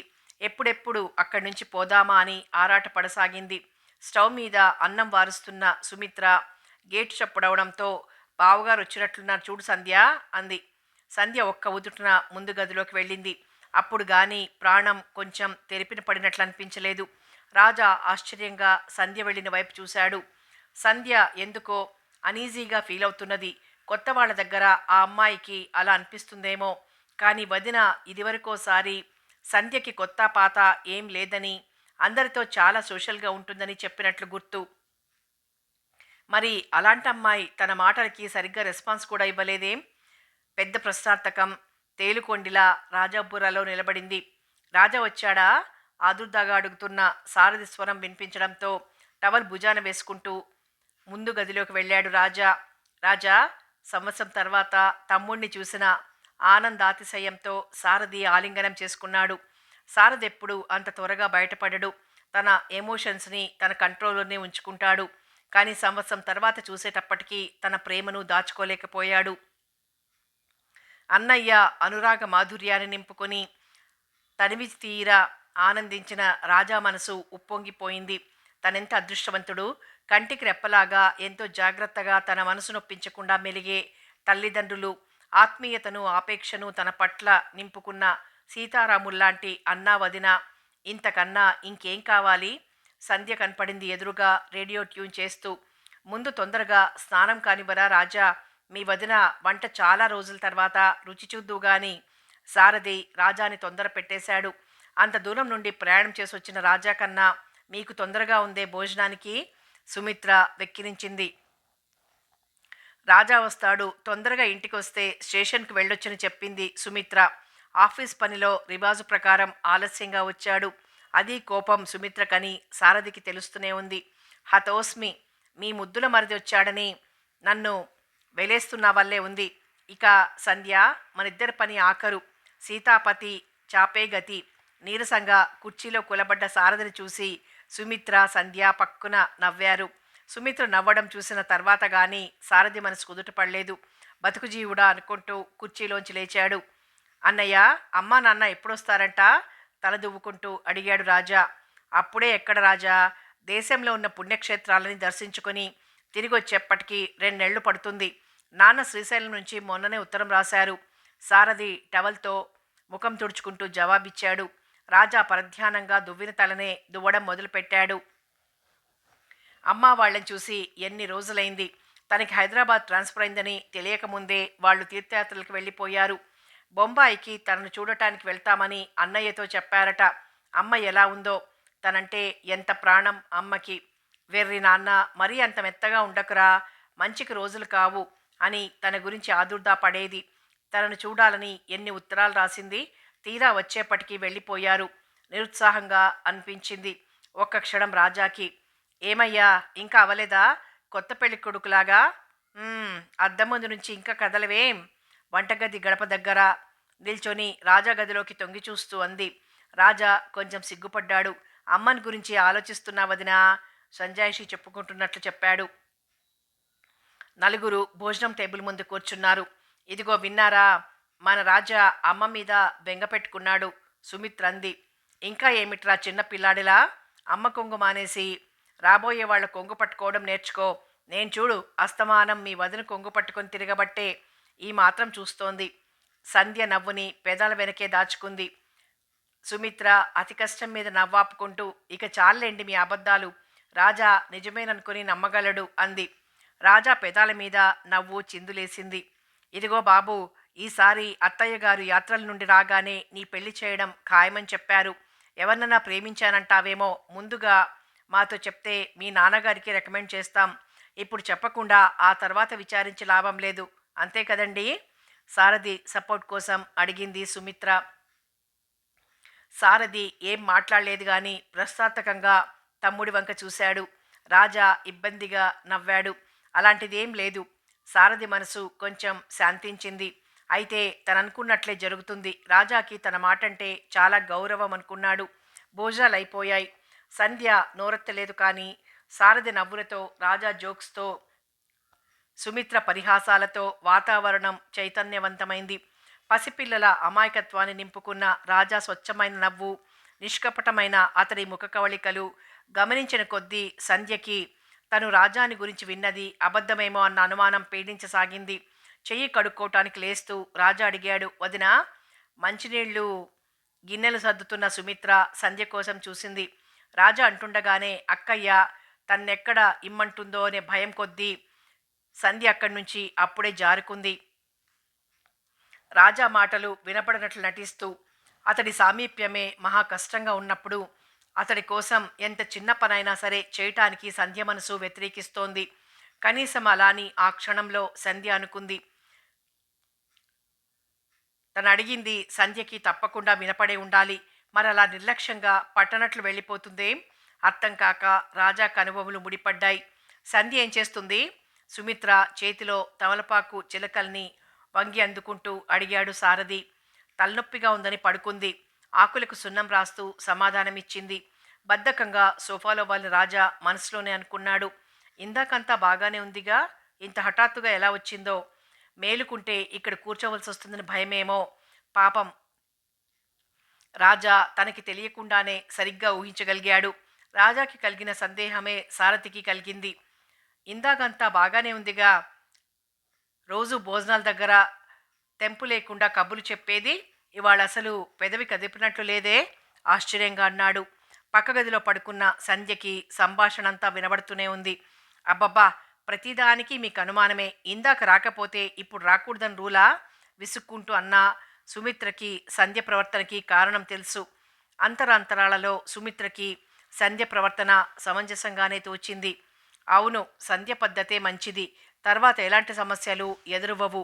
తను జోక్యం చేసుకోకుండా సంధ్యని తన మార్గానికే వదిలేస్తాను, సుమిత్ర మొదటిసారి గట్టిగా అనుకుంది. ఉదయ కిరణాలు వెచ్చగా గిలిగింతలు పెట్టడంలో రాజా నిద్రమత్తు వదిలింది. బద్ధకంగా లేచి బ్రష్ మీద పేస్ట్ వేసుకుంటూ కిటికీకేసి యథాలాపంగా చూశాడు. తోటలో సంధ్య కనిపించింది. నిర్మలంగా ఉన్న సంధ్య ప్రశాంత వదనాన్ని చూడగానే రాజాకి ఉషా కన్యలా, మంచులో తడిసిన మెత్తటి విరిబాలలా అనిపించింది. ఉదయం లేవగానే సంధ్యాదర్శనం అయినందుకు ఎందుకో ఉల్లాసంగా తృప్తిగా అనిపించి ముఖం కడుక్కోటానికి వాష్ బేసిన్ దగ్గరికి వెళ్ళాడు. తోటలో అన్యమనస్కంగా పచార్లు చేస్తున్న సంధ్య మనసులో ఎంత వద్దనుకున్నా రాజా గురించిన ఆలోచనలు అల్లుకుంటున్నాయి. ఎర్రటి దేహఛాయలో, పొడవుకు తగ్గ లావుతో, చిన్నవైనా చురుగ్గా చూసే కళ్ళతో, చెరగని చిరునగవుతో, సున్నితంగా సౌమ్యంగా మాట్లాడే రాజాని తలుచుకున్న కొద్దీ సంధ్య హృదయం పరవశంతో మురిసిపోతోంది. సభ్యతా సంస్కారాలు మూర్తీభవించినట్లున్న అతడిని చూస్తూ ఎవరైనా ఆకర్షింపబడతారు. మరి తను విన్నదానికి స్వయంగా చూస్తున్న దానికి పోలికే లేదే. మదనపడసాగింది. ఏదో అర్థం కాని అశాంతి, అసంతృప్తిగా తీవ్రంగా కలిగాయి. మరోసారి శాంతి మాటలు మనసులో మార్మోగాయి. తిరుపతి కాలేజీలో కొత్తగా ఫైనల్లో చేరిన శాంతికి సంధ్యకి మంచి స్నేహం ఏర్పడింది. ఏదో మాటల సందర్భంలో అంతకుముందు తను చదివిన కాలేజీ కబుర్లు చెప్తూ రాజా మంజుల ప్రేమాయణాన్ని గురించి చెప్పింది. ఆ రాజాని చూస్తే అలాంటి వాడిని ఎవరూ అనుకోరు సంధ్య. పాపం మంజుల ఎంత కృంగిపోయిందో తెలుసా. తన అందంతో, వాక్చాతుర్యంతో ఆడపిల్లల్ని అద్భుతంగా వశపరుచుకుంటాడని, ఉట్టి కపటి స్వార్థపరుడని, అతడి ఆకర్షణ మహా ప్రమాదకరమైందని నా ముందు వాపోయేది. అయినా పెళ్లి చేసుకోకుండా తప్పించుకోవడం నాకు చాలా అన్యాయంగా అనిపించింది. మంజుల కూడా అలా తొందరపడి తిరిగుండాల్సింది కాదనుకో. అమ్మాయికే లేని భయం అబ్బాయికి మాత్రం ఎందుకుంటుంది? కానీ ఒకటి మాత్రం ఒప్పుకోవాలి సంధ్య, మంజులకి తను చాలా అందంగా ఉంటానని గర్వం. అదే నాకు నచ్చేది కాదు. సౌందర్యానికి సౌమ్యత తోడైనప్పుడే రాణిస్తుంది. శాంతి పెద్ద లెక్చర్ దంచింది. సంధ్య పెద్ద పెద్ద కళ్ళల్లో కుతూహలం ప్రతిఫలించింది. మరి మంజుల పెళ్ళైందా? రాజా ఏమయ్యాడు? ఎవరినో డాక్టర్ని చేసుకుందట. రాజా సంగతి తెలీదు కానీ రాజా ఫ్రెండు రౌడీ రామకృష్ణ అని చెప్పానే, అతగాడు మాత్రం కెమిస్ట్రీలో డింకీ కొట్టాడు. అబ్బా, ఆ రామకృష్ణ చూస్తే నాకెంత భయం వేసేదనుకున్నావు. పాపం నన్నెప్పుడు ఏమీ అనలేదనుకో. శాంతి మాటలు సంధ్య మనసులో రాజా రామకృష్ణుల్ని ఆడపిల్లల పాలిట రాక్షసుల్లాగా చిత్రించాయి. అదే భావం ఇప్పటిదాకా చెరగలేదు. తీరా రాజా సుమిత్రక్క మరిది అని తెలిసినప్పుడు చాలా ఆశ్చర్యం కలిగింది. ఒకసారి అతడిని చూడాలని కుతూహలం, తీవ్రమైన కోరికే కలిగాయి. సుమిత్రక్క తమ ఊరు వచ్చినప్పుడల్లా రాజా గురించి చాలా కబుర్లు చెప్పేది. ఎంతో ఆసక్తిగా వినేది సంధ్య. కానీ తను చిత్రించుకున్న రాజాకి, సుమిత్ర మాటల్లో ప్రత్యక్షమయ్యే రాజాకి ఎంతో తేడా కనిపించి తికమక పడేది. రెండింటికి సమన్వయం కుదిరేది కాదు. కెమిస్ట్రీ ప్రాబ్లమ్స్ చిటికలో సాల్వ్ చేసే సంధ్యకి ఈ రాజా స్వభావం మాత్రం మిస్టరీగానే మిగిలిపోయింది. ఇప్పుడు రాజాని చూసిన తర్వాత ఇంకా చిక్కుపడింది. సుమిత్రక్క ఇదివరలో ఒకసారి రాజా మంజుల కలిసి తిరిగేవారని, ఆ విషయం మాత్రం తనకు నచ్చేది కాదని అంది. మళ్ళీ ఎప్పుడు ఆ సంగతి ఎత్తలేదు. సారథి రాజా ఆఫీస్కి వెళ్ళారు. మధ్యాహ్నం భోజనాలు ముగించి తీరిగ్గా సుమిత్ర దిండు గలీబు మీద ఎంబ్రాయిడరీ చేస్తోంది. సంధ్యకేం తోచలేదు. నెమ్మదిగా సుమిత్ర దగ్గరకు చేరి తన కాలేజీ జబ్బులు చెప్పమని వేధించింది. అసలు బాధ రాజా గురించి ఏమన్నా కొత్త విషయాలు తెలుస్తాయని. సుమిత్ర కబుర్లు చెప్తూ మధ్యలో రాజా విషయం వచ్చి యథాలాపంగా అన్నట్లంది. రాజా సౌందర్యాన్ని ఆరాధిస్తాడు. ఎటొచ్చి ఆ ఆరాధన అందమైన ఆడపిల్లల పట్ల అభిమానంగా రూపొందడం దగ్గరే వస్తుంది చిక్కు. అతడి స్వభావం పాదరసం లాంటిది. దేన్ని స్థిరంగా అంటిపెట్టుకోలేదు. చైతన్య స్రవంతిలా గలగలా పారే అతడి ఆకర్షణ వాహినికి ఎదురు నిలబడదలుచుకున్నవారు అందులో కొట్టుకుపోవాల్సిందే కానీ నిరోధించలేరు. తమాషా ఏంటంటే అతడిని మాత్రం ఎవరి ఆకర్షణ ఎక్కువ కాలం బంధించలేదు. బహుశా సుమిత్రక్కయ్య మంజుల విషయం మనసులో పెట్టుకునే అలా అని ఉంటుందని సంధ్య గ్రహించింది. తామరాకు మీద నీటిబొట్టు మనస్తత్వమా? ఎందుకో ఈ జవాబు తనకి తృప్తి కలిగించలేదు. రాజా ఇలాంటివాడా? సంధ్య అంతరాంతరాలలో ఎక్కడో గుచ్చుకున్నట్లనిపించింది. రాజా సామీప్యంలో అర్థమై మంచులా కరుగుతున్న మనసు శాంతి మాటల పునశ్చరణలో సుమిత్ర అభిప్రాయంతో ఘనీభవించి కఠినంగా మారింది. దీపం చుట్టూ తిరిగే పురుగుల్లా తన చుట్టూ ఆడపిల్లలు తిరుగుతారని భ్రమపడుతున్నాడేమో. తను అలాంటిది కాదని నిరూపించి అతడి అహంకారాన్ని దెబ్బతీయాలి దృఢంగా అనుకుంది. పాపం సంధ్య తన మనసును ఆవరించుకున్న నీలి నీడల్ని భేదించే ప్రయత్నంలో తన మనసుని తన అధీనంలో ఉంచుకోవాలనే తాపత్రయంతో రాజాని ద్వేషిస్తున్నట్లు పొరబడింది. నిజం కాకూడదని మనసు బలంగా కోరుకున్నప్పుడు అదే పచ్చి నిజంగా రుజువయ్యేప్పటికీ ఆ ఆఘాతానికి తట్టుకోలేక మనుషులందరూ అలానే ప్రవర్తిస్తారేమో. హలో రాజా! ఎవరో అమాంతంగా పేమెంట్ మీదే తన్ని కౌగిలించుకున్నంత పని చేసేసరికి రాజా ఉక్కిరిబిక్కిరయ్యాడు. రామకృష్ణ ఎదురుగా నిల్చొని నవ్వుతున్నాడు. రాజాకి ఆశ్చర్యంతో ఆనందాతిశయంతో నోట్లోంచి చప్పున మాట ఊడిపడలేదు. ఏరా, ఆఫీస్ అయ్యేటప్పటికి ఈ గుమాస్తా గారు కనిపించట్లేదా? నీ కంటికి ఆనట్లేదా? దబాయించాడు కోపం నటిస్తూ. రామకృష్ణ చప్పున భుజం మీద చేతులేస్తూ రాజా ఎదురుగా ఉన్న తాజ్లోకి లాక్కుపోయాడు. రామకృష్ణకి ఇంకో మాట మాట్లాడే అవకాశం ఇవ్వకుండా, ఇప్పుడు చెప్పు, ఇన్నాళ్ళు ఏం చేస్తున్నావు?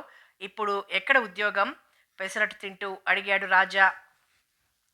కెమిస్ట్రీ పరీక్షలో 3 సార్లు డింకీ కొట్టాను. ఆ కాలేజీకి గుడ్ బై కొట్టాను. ఇప్పుడు ఆంధ్ర బ్యాంక్లో క్లర్క్గా ఉద్యోగం చేస్తున్నాను.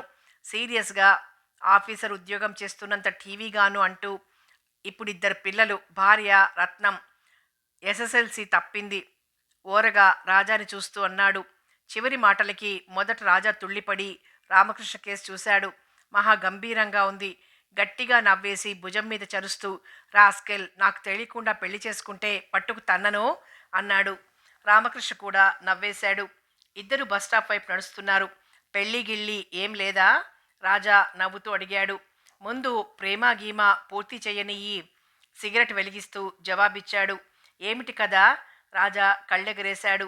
రామకృష్ణ స్వరం గంభీరంగా అదో రకమైన మార్దవాన్ని నింపుకుంటూ పలికింది. తెగిన గాలిపటంలా ఎటుపడితే అటు తిరిగే నన్ను ఒక క్రమ పద్ధతిలో మనిషిగా తీర్చింది పరిమళ. తను మా ఆఫీస్లో నా కొలీగ్. ప్రేమకి పవిత్రమైన నిర్వచనాన్ని ఇచ్చిందిరా తను. పరిమళ నామస్మరణతో రామకృష్ణ ముఖం ప్రకాశవంతమైంది. రాజా విస్మయంగా చూశాడు. ఎంత మారిపోయాడు రామకృష్ణ! ఇదివరకులా వివాహం తన స్వేచ్ఛకి ఆటంకమవుతుందనే బాధ మచ్చుకైనా కనిపించడం లేదు. పైపెచ్చు కొన్ని నియమాలకు కట్టుబాట్లకు మనస్ఫూర్తిగా కట్టుబడ్డ ఆత్మతృప్తి ముఖంలో ప్రతిబింబిస్తోంది. పైకి మాత్రం అన్నాడు. ఒరేయ్, నువ్వు నిజంగా అలా ఫీల్ అవుతున్నావా? ఏమోరా, ఈసారి అనుభూతి కొత్తగా, హృదయం అదో రకంగా స్పందిస్తున్నట్లనిపిస్తోంది. అమాయకంగా ముఖం పెట్టి సగం చిలిపిగా అన్న నిజాయితీ ధ్వనించింది. ఇద్దరు ఒకరి ముఖాలొకరు చూసుకుని పక్కున నవ్వేశారు. ఎదురుగా వస్తున్న వయ్యారి చిడిముడి పాటితో తీక్షణ వీక్షణాలతో ఆడపిల్ల కనపడితే చాలు బుద్ధి వక్రీకరిస్తుందెందుకో గట్టిగానే అనేసి రయ్యమంటూ దూసుకుపోయింది. ఇద్దరికి 1 నిమిషం తర్వాత కానీ అర్థం కాలేదు. ఈ అమ్మాయి ఎవరో మంజులకు నకల్లాగా ఉందిరా రాజా. ఏం ఆడపిల్లలరా భగవంతుడా!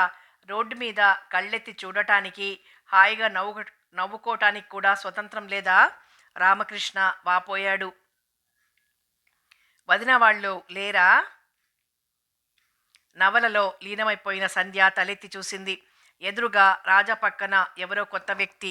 చప్పున పుస్తకం మూసి లేచి నిలబడుతూ జవాబిచ్చింది. లక్ష్మణరావు గారింట్లో డిన్నర్కి వెళ్ళారు. రాజాకి ఏం చెయ్యాలో తోచలేదు. సంధ్యతో తనెక్కువ మాట్లాడలేదు ఇంతవరకు. పరిచయం చేస్తే ఏమనుకుంటుందో, చెయ్యకపోతే అసభ్యత అనిపించుకుంటుంది. నా ఫ్రెండ్ రామకృష్ణ ఆంధ్రా బ్యాంక్లో వర్క్ చేస్తున్నాడు. కొంచెం భయంగానే పరిచయం చేశాడు. సంధ్య ముఖంలోని ప్రశాంతతను చూశాక కొంచెం కుదుటపడి, తను మా వదిన గారి చెల్లెలు, అదే కజిన్, బీఎస్సీ ఫస్ట్ క్లాస్, పేరు సంధ్య. రామకృష్ణ కేసు తిరిగి అన్నాడు రామకృష్ణ. రామకృష్ణ పేరు ఎక్కడో విన్నట్లుంది. మనసులో ఏదో జ్ఞాపకం గజిబిజిగా మెదిలింది. చటుక్కున గుర్తొచ్చింది. మనిషిని చూడబోతే అందంగా గంభీరంగా ఉన్నాడు. విగ్రహ పుష్టి, నైవేద్య నష్టి మనసులోనే గొణుక్కుంది. ముగ్గురు బొమ్మల్లా కూర్చున్నారు కాసేపు. కులాసాగా హాయిగా ఉన్న రాజాని చూస్తుంటే సంధ్యకి రాజా మనసు నొప్పించి ఆనందించాలని కోరిక కలిగింది. మనసులో ఏమూలో రామకృష్ణతో తను చనువుగా మెలిగితే రాజా ఎలా రియాక్ట్ అవుతాడో చూడాలన్న కుతూహలం లేకపోలేదు. కాఫీ టిఫిన్ అమరుస్తూ అంది సంధ్య. మీరు పోస్ట్ గ్రాడ్యుయేషన్కి వెళ్ళలేదా? ఏడిపించబుద్దేసింది సంధ్యకి. రామకృష్ణ గొంతులో పచ్చి వెలక్కాయ పడినట్లయింది. కెమిస్ట్రీ పోయింది. నెమ్మదిగా గొణిగాడు. అయ్యో, నాకు తెలియకడిగాను నొచ్చుకుంటున్నట్లంది. మీకు నవలలు చదవడం ఇష్టమేనా? మరో పిడుగు పడింది. పుస్తకాలు చూస్తూనే తలనొప్పి తెచ్చుకుని రామకృష్ణ రాజా కేసి దిగులుగా చూశాడు. ఏం చెప్పను అన్నట్లు. రాజాకి సంధ్య బాలకం ఆశ్చర్యంగా ఉంది. అసలు రాజా అనే శాల్తీ అక్కడున్న సంగతి గుర్తులేనట్లు ప్రవర్తిస్తోంది. ఇద్దరిని చూస్తూ నవ్వుకుంది సంధ్య. వాతావరణానికి ఇక మార్పు అవసరమని అప్పుడు నిర్ణయించుకుంది. అబ్బా, ఎవరు చూసినా క్రికెట్ గేమ్ గురించే మాట్లాడుతుంటారు. నాకైతే ఎలా ఆడతారో కూడా సరిగ్గా తెలీదు. మీకు తెలుసు అనుకుంటాను, చెప్తారా? అమాయకత్వం ఉట్టిపడేటట్లు అడిగింది. తన ఫేవరెట్ ఫీల్డ్ రావడంతో రామకృష్ణ ఉత్సాహం పుంజుకొని వివరించడం మొదలుపెట్టాడు. అంతే, కబుర్లు ఏకధాటిగా ఇద్దరి మధ్య దొర్లిపోయాయి. పటౌడీ దగ్గర నుంచి దేవానంద్ దాకా రాజా చలనం లేనివాడ్లా కూర్చుండిపోయాడు. రామకృష్ణకి గంటలు నిమిషాల్లా పరిగెత్తితే రాజాకి నిమిషాలు యుగాల్లాగా అనిపించాయి. సంధ్యకి రామకృష్ణ కెమిస్ట్రీ లెక్చర్ లీలలు యాక్షన్తో సహా వర్ణిస్తూ, ఇంతలో మా కాలేజీ బ్యూటీ మంజుల లేచి నిల్చొని అంటూ గతుక్కుమన్నవాడిలా నాలుగు ఖర్చుకున్నాడు. సంధ్య చటుక్కున రాజా వైపు చూసింది. రాజా బలవంతంగా పెదాల మీద నవ్వు తెచ్చుకున్నాడు. ఒక్క క్షణం మంజుల ప్రసక్తితో ఆ చిరునవ్వు చాటున మాలిన్యపు ఛాయలు రాజావదనంలో తారాడటం సంధ్య గమనించకపోలేదు. మనసు చివుక్కుమనిపించింది. ఆ పరిస్థితిని ఎలా ఎదుర్కోవాలో తెలియక చింతించసాగింది. ఇంతలో సారథి సుమిత్ర లోపలికి రావడంతో ముగ్గురు రక్షించబడ్డారు. రామకృష్ణ బ్రతికిపోయాననుకున్నాడు. ఆ రాత్రి సంధ్యకి సరిగ్గా నిద్రపట్టలేదు. వెలవెలపోతున్న రాజామోహం పదే పదే కళ్ళల్లో మెదిలి వ్యధ చెందింది. అతడి తలపుల్లో మనసు ఆర్ద్రమైంది. కానీ ఓ పక్క మంజుల మనసులో ముల్లులా మెదులుతూ మెత్తబడుతున్న మనసుని గదమాయిస్తోంది. సుమి, మంచి స్పై పిక్చర్ ఆడుతోందట. బెనర్జీ ఫోన్ చేసి చెప్పాడు. వాడి మిసెస్ కూడా వస్తున్నారంట. చప్పున తయారవ్వాలి, టైం ఎక్కువ లేదు. లోపలికి వస్తూనే హడావిడి పెట్టేశాడు సారథి. రాజా ఇంకా రాలేదా? కోటు సుమిత్ర చేతికి అందిస్తూ ప్రశ్నార్థకంగా చూశాడు. ఇందాకే వచ్చాడు. తను రామకృష్ణ పిక్చర్ ప్రోగ్రాం వేసుకున్నారు. వచ్చేప్పటికి బాగా ఆలస్యం అవుతుందేమో, ఎదురు చూడొద్దని చెప్పి వెళ్ళాడు. కోటు హ్యాంగర్కి తగిలిస్తూ అంది. ఆహా, సంధ్య ఇది. ఓ మరదల పిల్ల, ఎక్కడున్నావు? అద్దం ముందు గంటల తరబడి కూర్చుంటే మనం అందుకునేది సెకండ్ షోకే. తొందరగా తయారైతే రక్షించిన దానివవుతావు, గట్టిగా అన్నాడు సారథి.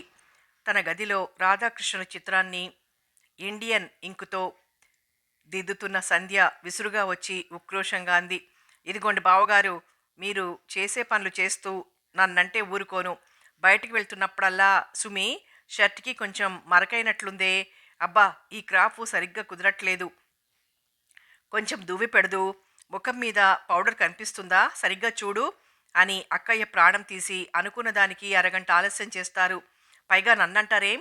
గుక్క తిప్పుకోకుండా అనేసింది. అమ్మా తల్లి సంధ్యాదేవి, శాంతించు. ఇంతకీ తమరు దయచేస్తున్నట్లేనా? చేతులు జోడించాడు. సంధ్య కొంచెం తగ్గింది. నాకివాళ రావాలని లేదు, బొమ్మ పూర్తి చెయ్యాలి నసుగుతూ అంది. చీర కట్టుకొని అప్పుడే అక్కడికి వచ్చిన సుమిత్రకి కోపం వచ్చింది. ఇంట్లో ఒక్కదానివి ఎలా ఉంటావు? సర్లే, నేను మానేస్తాను. సంధ్య చప్పున సుమిత్ర దగ్గరికి వచ్చి మెడ చుట్టూ చేతులు వేసి ముద్దుగా అంది. పక్కన రాణి వాళ్ళున్నారుగా, భయం అనిపిస్తే తోడు తెచ్చుకుంటాలే. అసలు బావగారికి తీరిక దొరకడమే తక్కువ. అలాంటిది ఎప్పుడో ఒకసారి తీసుకెళ్ళడానికి ఒప్పుకుంటే మానేస్తానంటావేమిటి? నాకు బయటికి వాళ్ళ వెళ్ళాలని లేదక్కా, ప్లీజ్ బ్రతిమాలుతున్నట్లంది. సుమిత్ర మెత్తబడింది. ఇద్దరూ వెళ్ళిపోయిన తర్వాత సంధ్య కాసేపు తోటలో తిరిగింది. ఇంట్లో ఉన్నది తనొక్కతే అన్న భావన రాగానే ఏవేవో ఊహలు అల్లరి చేశాయి సంధ్యలో. మనసులోని మమతల మల్లెలని మాలలుగా కట్టే ఆ ఏకాంతంలో ఎంతటి మాధుర్యం ఉంది. భోజనం పూర్తి చేసి పడక్కుర్చీలో వాలుతూ గడియారం వంక చూసింది. 8 దాటింది. అక్కయ్య వాళ్ళు వచ్చేటప్పటికి ఇంకో 2 గంటలు పడుతుంది. రాజా ఎప్పుడొస్తాడో కళ్ళు మూసుకుంది. ఊహల్లో స్వేచ్ఛగా విహరిస్తున్న సంధ్య మనసు తలుపు చప్పుడవడంతో వాస్తవంలోకి దిగింది. పరధ్యానంగా తలంచుకుని లోపలికొస్తున్న రాజాని అలాగే కళ్ళప్పజెప్పి చూడసాగింది. రామకృష్ణ రూమ్కి తాళం వేసింది. ఎదురుగా ఉన్న కిళ్ళీ కొట్టతను తాను రూమ్ దగ్గర నిలబడ్డం చూసి పిలిచి చెప్పారు. ఎవరో అమ్మాయి వస్తే ఇద్దరూ కలిసి వెళ్ళారంట. బహుశా పరిమళ వచ్చి ఉంటుంది. ఆలోచనల్లో మునిగిపోయిన రాజా మొదట సంధ్యని గమనించలేదు. కుర్చీలో అలసటగా వాలబోతున్నవాడల్లా సంధ్యని చూసి తుళ్ళిపడ్డాడు. ఏ వ్యక్తి ఊహల్లో మునిగి పరిసరాల్ని విస్మరించిందో ఆ వ్యక్తి అనుకోకుండా ఎదురుగా ప్రత్యక్షమయ్యేప్పటికీ సంధ్య పట్టుబడిన దొంగల అనుభూతి చెందింది. ముఖంలోని భావాల్ని దాచుకోవడానికి అన్నట్లు చటుక్కున లేచి కిటికీ దగ్గర నిల్చొని బయటికి దీక్షగా చూడసాగింది. రాజా మొహంలో కనిపిస్తున్న అలసటని, చిరాకుని సంధ్య కళ్ళు పట్టేశాయి. అన్నయ్య వాళ్ళేరి? రాజా ఆశ్చర్యంగా అడిగాడు. సినిమాకు వెళ్ళారు, తల తిప్పకుండానే సమాధానమిచ్చింది. మరి నువ్వెందుకు వెళ్ళలేదు? నాలుగు చివరిదాకా వచ్చిన ప్రశ్నని బలవంతంగా వెనక్కి తోసేశాడు. సంధ్య వాలకం చూస్తుంటే ఇక నీ దారిన నువ్వు దయచేయి బాబూ అన్నట్లుంది. సంధ్య నిర్లక్ష్యం చురుక్కుమనిపిస్తోంది. వచ్చినప్పటి నుంచి చూస్తూనే ఉన్నాడు. తనని చూస్తేనే మొహం మీద కొట్టినట్లు అక్కడి నుంచి లేచి వెళ్ళిపోతోంది. సమయానికి వదిన కనపడకపోతే, సంధ్యని అడగబోతే ముందే పసిగట్టిన దానిలా అక్కడి నుంచి జారుకుంటుంది. ఒకవేళ అడిగినా మహా కష్టంగా ముఖం పెట్టి బలవంతం మీద అన్నట్లు చెప్తుంది. ఒక్క భోజనాల సమయంలో తప్పిస్తే తన ఇంట్లో ఉన్నప్పుడు ఆ ఛాయలకే రాదు. కానీ తనకెందుకో ఎంత ప్రయత్నించినా సంధ్య మీద కోపం రావటం లేదు. పైగా అభిమానమే పెరుగుతోంది. తన ప్రవర్తనలో ఏం లోపం ఉందని ఆ అమ్మాయి అలా దురపరించుకుంటుంది. మృదు స్వభావుడైన రాజాకి సంధ్య ప్రవర్తన నొప్పి కలిగించగా విమర్శ చేసుకున్నాడు. ఒకవేళ మంజుల సంగతి తెలిసి అలా ప్రవర్తించడం లేదు కదా? భయంకరమైన అనుమానం మెరుపులా మెరిసింది. ఎలా తెలుసుంటుంది? వదినేమన్నా చెప్పిందా? అందుకే సంధ్య తనని ద్వేషిస్తుందేమో. ఒక్క క్షణం ఈ భావంతో రాజా మనసు తల్లడిల్లిపోయినట్లయింది. మరుక్షణంలోనే విరక్తిగా నవ్వుకున్నాడు. తెలిస్తే నష్టమేముంది? పోనీ ఎలా అర్థం చేసుకున్నా తనేం పట్టించుకోడు. బూట్లు టేబుల్ క్రిందికి తోసి లోపలికి వెళ్ళిపోయాడు.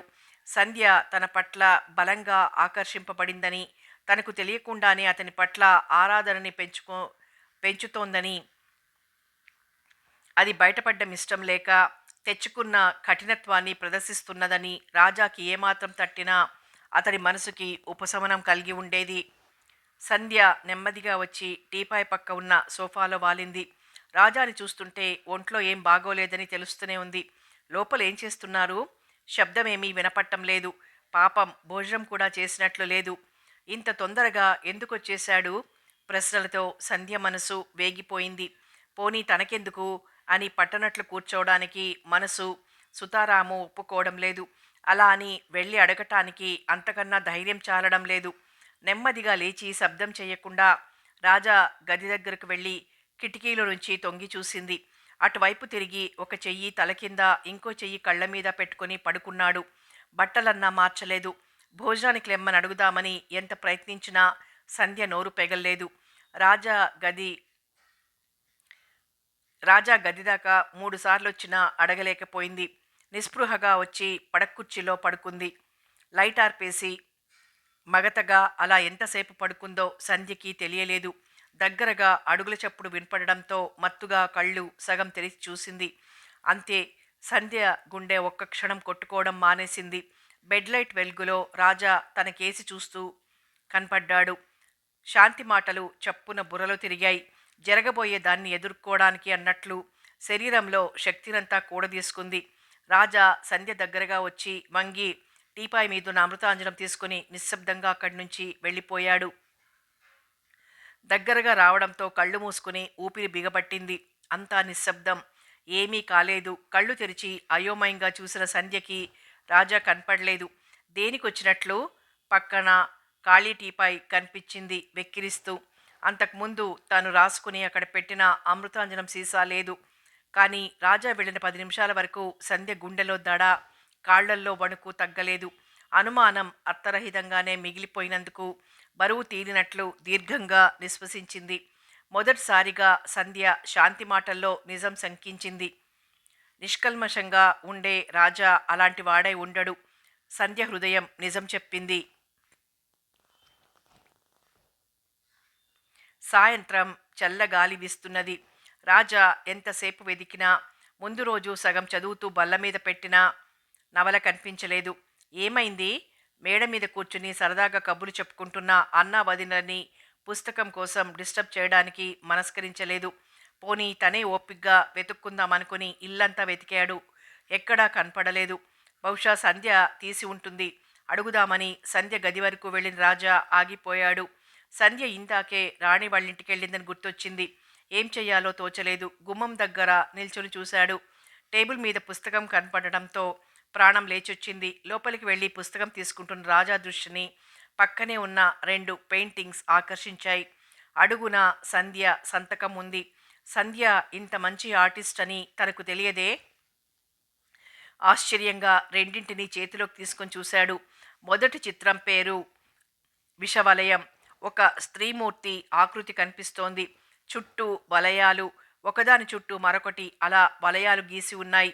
ఆ స్త్రీ ముఖంలో బాధ, ఆ వలయాల్ని ఛేదించుకోవాలనే ప్రయత్నంలో ఆరాటం స్పష్టంగా కనిపిస్తున్నాయి.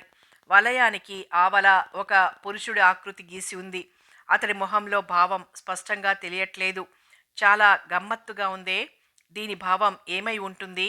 రెండో పెయింటింగ్ వైపు చూశాడు. ఆకర్షణ జ్వాలలు. అరే బాస్, ఏం పేర్లు? నవ్వుకుంటూ పరిశీలనగా చూశాడు. ఎర్రటి మంటలు ఒక యువతిని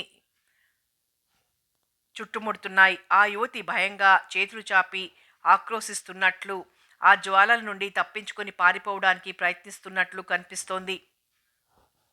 కలర్ కాంబినేషన్ని, సజీవంగా ఉన్నట్లున్న ఆ బొమ్మల్ని మనసులోనే ప్రశంసిస్తున్న రాజా ఉలిక్కిపడ్డాడు. జ్వాలల్లో ఎవరి ముఖమో చిత్రించి ఉంది. క్రూరంగా నవ్వుతున్నట్లుంది. పక్కనే అతి చిన్న అక్షరాలతో రాజా అని, యువతి బొమ్మ క్రింద సంధ్య అని ఉంది. నివ్వెరపోతూ విషవలయం తీసి చూశాడు. పేర్లు లేవు కానీ రెండింటిలోని బొమ్మల్లో పోలికలొకటే. చేతిలోని పెయింటింగ్సు రాజాకి తెలియకుండానే టేబుల్ మీదకి జారిపోయాయి. నివ్వెరపాటుతో అలాగే శూన్యంలోకి చూస్తూ నిలబడ్డాడు. ఆ చిత్రాలు అతడి సందేహాన్ని మబ్బుతెరల్లా విరగొట్టాయి. ఇదా సంధ్య ప్రవర్తనకి అర్థం? ఆ అమ్మాయి మనసులో తనలాంటి ముద్ర వేశాడా? నెమ్మదిగా వెనక్కి తిరిగాడు. ఎప్పుడు వచ్చిందో సంధ్య కళ్ళు పెద్దవి చేసుకుని రాజా కేసి చూస్తూ నిలబడింది. ఆ కళ్ళల్లో భావం అస్పష్టంగా ఉంది. ప్యాంటు జేబుల్లో చేతులు పెట్టుకున్న సంధ్య కళ్ళకేసి సూటిగా చూశాడు. గోడ కానుకు నిల్చున్న సంధ్య ధైర్యంగా రాజా చూపుల్ని ఎదుర్కొంది. నువ్వింత మంచి పెయింటర్వని నాకు తెలియనే తెలీదు సుమా, తుఫాను రాబోయే ముందు ఉండే ప్రశాంతతతో అన్నాడు. నా పర్మిషన్ లేకుండా నా పెయింటింగ్స్ ఎందుకు తీశారు? తీవ్రంగా బెదిరిస్తున్నట్లు అడిగింది. రాజా నిర్లక్ష్యంగా తలెగరేశాడు. నా పుస్తకం నిన్నెవరు తీసుకోమన్నారు? ఒక క్షణం ఏం మాట్లాడలేకపోయింది. అవమానంతో కళ్ళనీళ్ల పర్యంతం కాగా విసురుగా అనేసింది. మీ సభ్యతా సంస్కారం ఎలాంటివో ఇప్పుడు తెలిసింది. ఏం? నా సభ్యతా సంస్కారం మీద నా నాకంతులేని నమ్మకం, ఆత్మవిశ్వాసంతో గర్వంగా అన్నాడు. సంధ్యకి ఒళ్ళు మండిపోయింది. తెలుస్తూనే ఉంది. నా గదిలోకి నేను రానప్పుడు రావడం సభ్యత అనిపించుకోదు. పైగా మంజుల విషయంలో మీ సంస్కారం ఎంత బాగా రుజువైందో నాకు తెలీదనుకోకండి. ఉక్రోషంగా నోరు జారినా మరుక్షణమే తనన్న మాటలు తలుచుకొని బెదిరిపోయింది. రాజా ఒక్క నిమిషం స్తబ్దుగా నిలబడిపోయాడు. క్రోధంతో రక్తమంతా ముఖంలోకి పొంగి ఎర్రగా కందగడ్డలా తయారైంది. సంధ్య గర్జిస్తూ ఒక్కడుగు ముందుకు వేశాడు. నిజం తెలుసుకోకుండా ఇతరుల వ్యక్తిగత విషయాన్ని వాళ్ళెదురుగానే ఎత్తి చూపే హక్కు నీకు లేదు. ఈ మాటలన్నది నువ్వు కాబట్టి సరిపోయింది. అది ఇంకొకళ్ళై ఉంటేనా? మాట పూర్తి చేయకుండానే రివ్వుమంటూ బయటికి దూసుకుపోయాడు. సంధ్య మునిపంటితో పెదవి రక్తం చిందుతుందేమో అన్నంత గట్టిగా నొక్కిపట్టి అలాగే నిలబడిపోయింది. మేడమెట్లు దిగుతున్న సుమిత్ర, సారథి రాజా విసురుగా బయటికి వెళ్ళడం చూసి విస్తుపోయారు. చెప్పా పెట్టకుండా రాజా ఇంత విసురుగా ఎక్కడికి వెళ్తున్నట్లు? సంధ్య గది తలుపులు బిగించి ఉన్నాయి. లోపల నుండి బలవంతంగా ఏడుపు ఆపుకుంటున్న ధ్వని స్పష్టంగా వినిపిస్తోంది. ఏం జరిగింది? రాజా, సంధ్య ఏమన్నా ఘర్షణ పడ్డారా? ఇద్దరి మనసుల్లో ఒకేసారి అదే అనుమానం మెదిలింది. ఒకరి ముఖాలొకరు చూసుకున్నారు. సంధ్య, సుమిత్ర రెండుసార్లు తట్టినా లోపల నుంచి జవాబు రాలేదు, కానీ ఏడుస్తున్న ధ్వని మాత్రం ఆగిపోయింది. సారథి సుమిత్రకు సైగ చేసి అవతలికి పిలిచాడు. సంధ్య దిండులో తలదూర్చి నిశ్శబ్దంగా కన్నీళ్లు కార్చసాగింది. దుఃఖపు వేగం తగ్గాక మనసులో కొంచెం బరువు తీరినట్లనిపించింది. అలాగే పడుకొని ఆలోచించసాగింది. రాజా తన గదిలోకొచ్చి పెయింటింగ్స్ చూస్తాడనే అనుకోలేదు. రాజా వచ్చిన కొత్తలో అదుపు తప్పుతున్న మనసుని స్వాధీనంలో ఉంచుకోవడానికి, అతడి మీద తనకు ద్వేషం తప్పిస్తే మరొకటి లేదని తన్ను తాను తృప్తిపరచుకోవడానికి ఆ పెయింటింగ్స్ వేసింది. పైగా బుద్ధి లేకుండా పేర్లు కూడా రాసింది. మొదట్లో రాజా వాటిని చూడాలని, చిత్రాల్లోని భావం తనకు అన్వయిస్తుందని, పేర్లు చదివి తెలుసుకున్నాక అతని ముఖంలో మారే రంగుల్ని చూడాలని అంతర్గతంగా తను ఆశించిన మాట నిజమే. ఎన్నోసార్లు వాటిని బల్ల మీదే పడేసి ఉంచింది. పొరపాటుగానైనా రాజా చూడకపోగా తర్వాత, రాజా పట్ల తన మనసు మారిన తర్వాత ఆ పెయింటింగ్స్ తనకే భయంకరంగా కనిపించాయి. అసలు ఇవాళ చించి పడేద్దామనే బయటికి తీసిపెట్టింది. ఏదో పనిలో పడి మర్చిపోయింది. వేటినైతే ఇక రాజా చూడకూడదు అనుకుందో అవే రాజా కంటపడ్డాయి. తనను గురించి అతనేమనుకుంటాడు? అతని వ్యక్తిగత విషయాల్ని ఎత్తడానికి తనకేం అధికారముంది? మంజుల విషయం తనకు స్వయంగా ఏం తెలుసని అలా నోరు జారింది? ఒకవేళ శాంతికి మంజుల అబద్ధం చెప్పి ఉంటే? ఈ అనుమానంతో సంధ్య కంపించింది. రాజా తనను క్షమించగలడా? భగవాన్, ఏది నిజం? నేనిప్పుడేం చెయ్యాలి? సంధ్య మనసు ఆక్రోశించింది. రాజా పిచ్చిపట్టిన వాడిలా రోడ్లన్నీ తిరిగాడు. అవమానంతో, క్రోధంతో మనసు ఉడికిపోతున్నది. ఎంత ధైర్యం! మంజుల విషయం తనకేం తెలుసని ఆ పెయింటింగ్స్ వేయడంలో తన ఉద్దేశం ఏమై ఉంటుంది? పైగా పేర్లు కూడా స్పష్టంగా రాసింది. చూసేవాళ్ళు ఎక్కడ గుర్తుపట్టలేరు అని భయపడేదానిలా. ఒకవేళ తను చూడాలని కావాలనే అలా పెట్టిందా? అదే నిజమై ఉంటుందనే అనుమానం దృఢపడింది. తను ఇలాంటివాడా? అభిమానం దెబ్బతిన్నట్లై విలవిల్లాడిపోయాడు. 10 దాటింది, ఇంకా రాజా రాలేదే? ఆందోళన పడుతూ సారథి, సుమిత్ర ముందు గదిలోనే కూర్చున్నారు. నెమ్మదిగా లోపలికొచ్చాడు. రాజా ఎర్రబడ్డ కళ్ళు, దుమ్ము కొట్టుకున్న బట్టలు, చెదిరిపోయిన జుట్టు, పిచ్చివాడలో ఉన్న తమ్ముడి వాలకం చూసి దిగ్భ్రాంతి చెందాడు సారథి. రాజా, ఏమిటి బాబు నీ ధోరణి? ఇన్నాళ్లకి వదిన మనసు కష్టపెట్టాలనే కోరిక కలిగిందా నీకు? కళ్ళ నీళ్లు నింపుకుంటూ గద్గద స్వరంతో అడుగుతున్న సుమిత్ర కేసి తలెత్తి చూడలేకపోయాడు. రాజా గొంతులో ఏదో అడ్డుపడ్డట్లనిపించింది. కళ్ళు చెమ్మగిల్లాయి.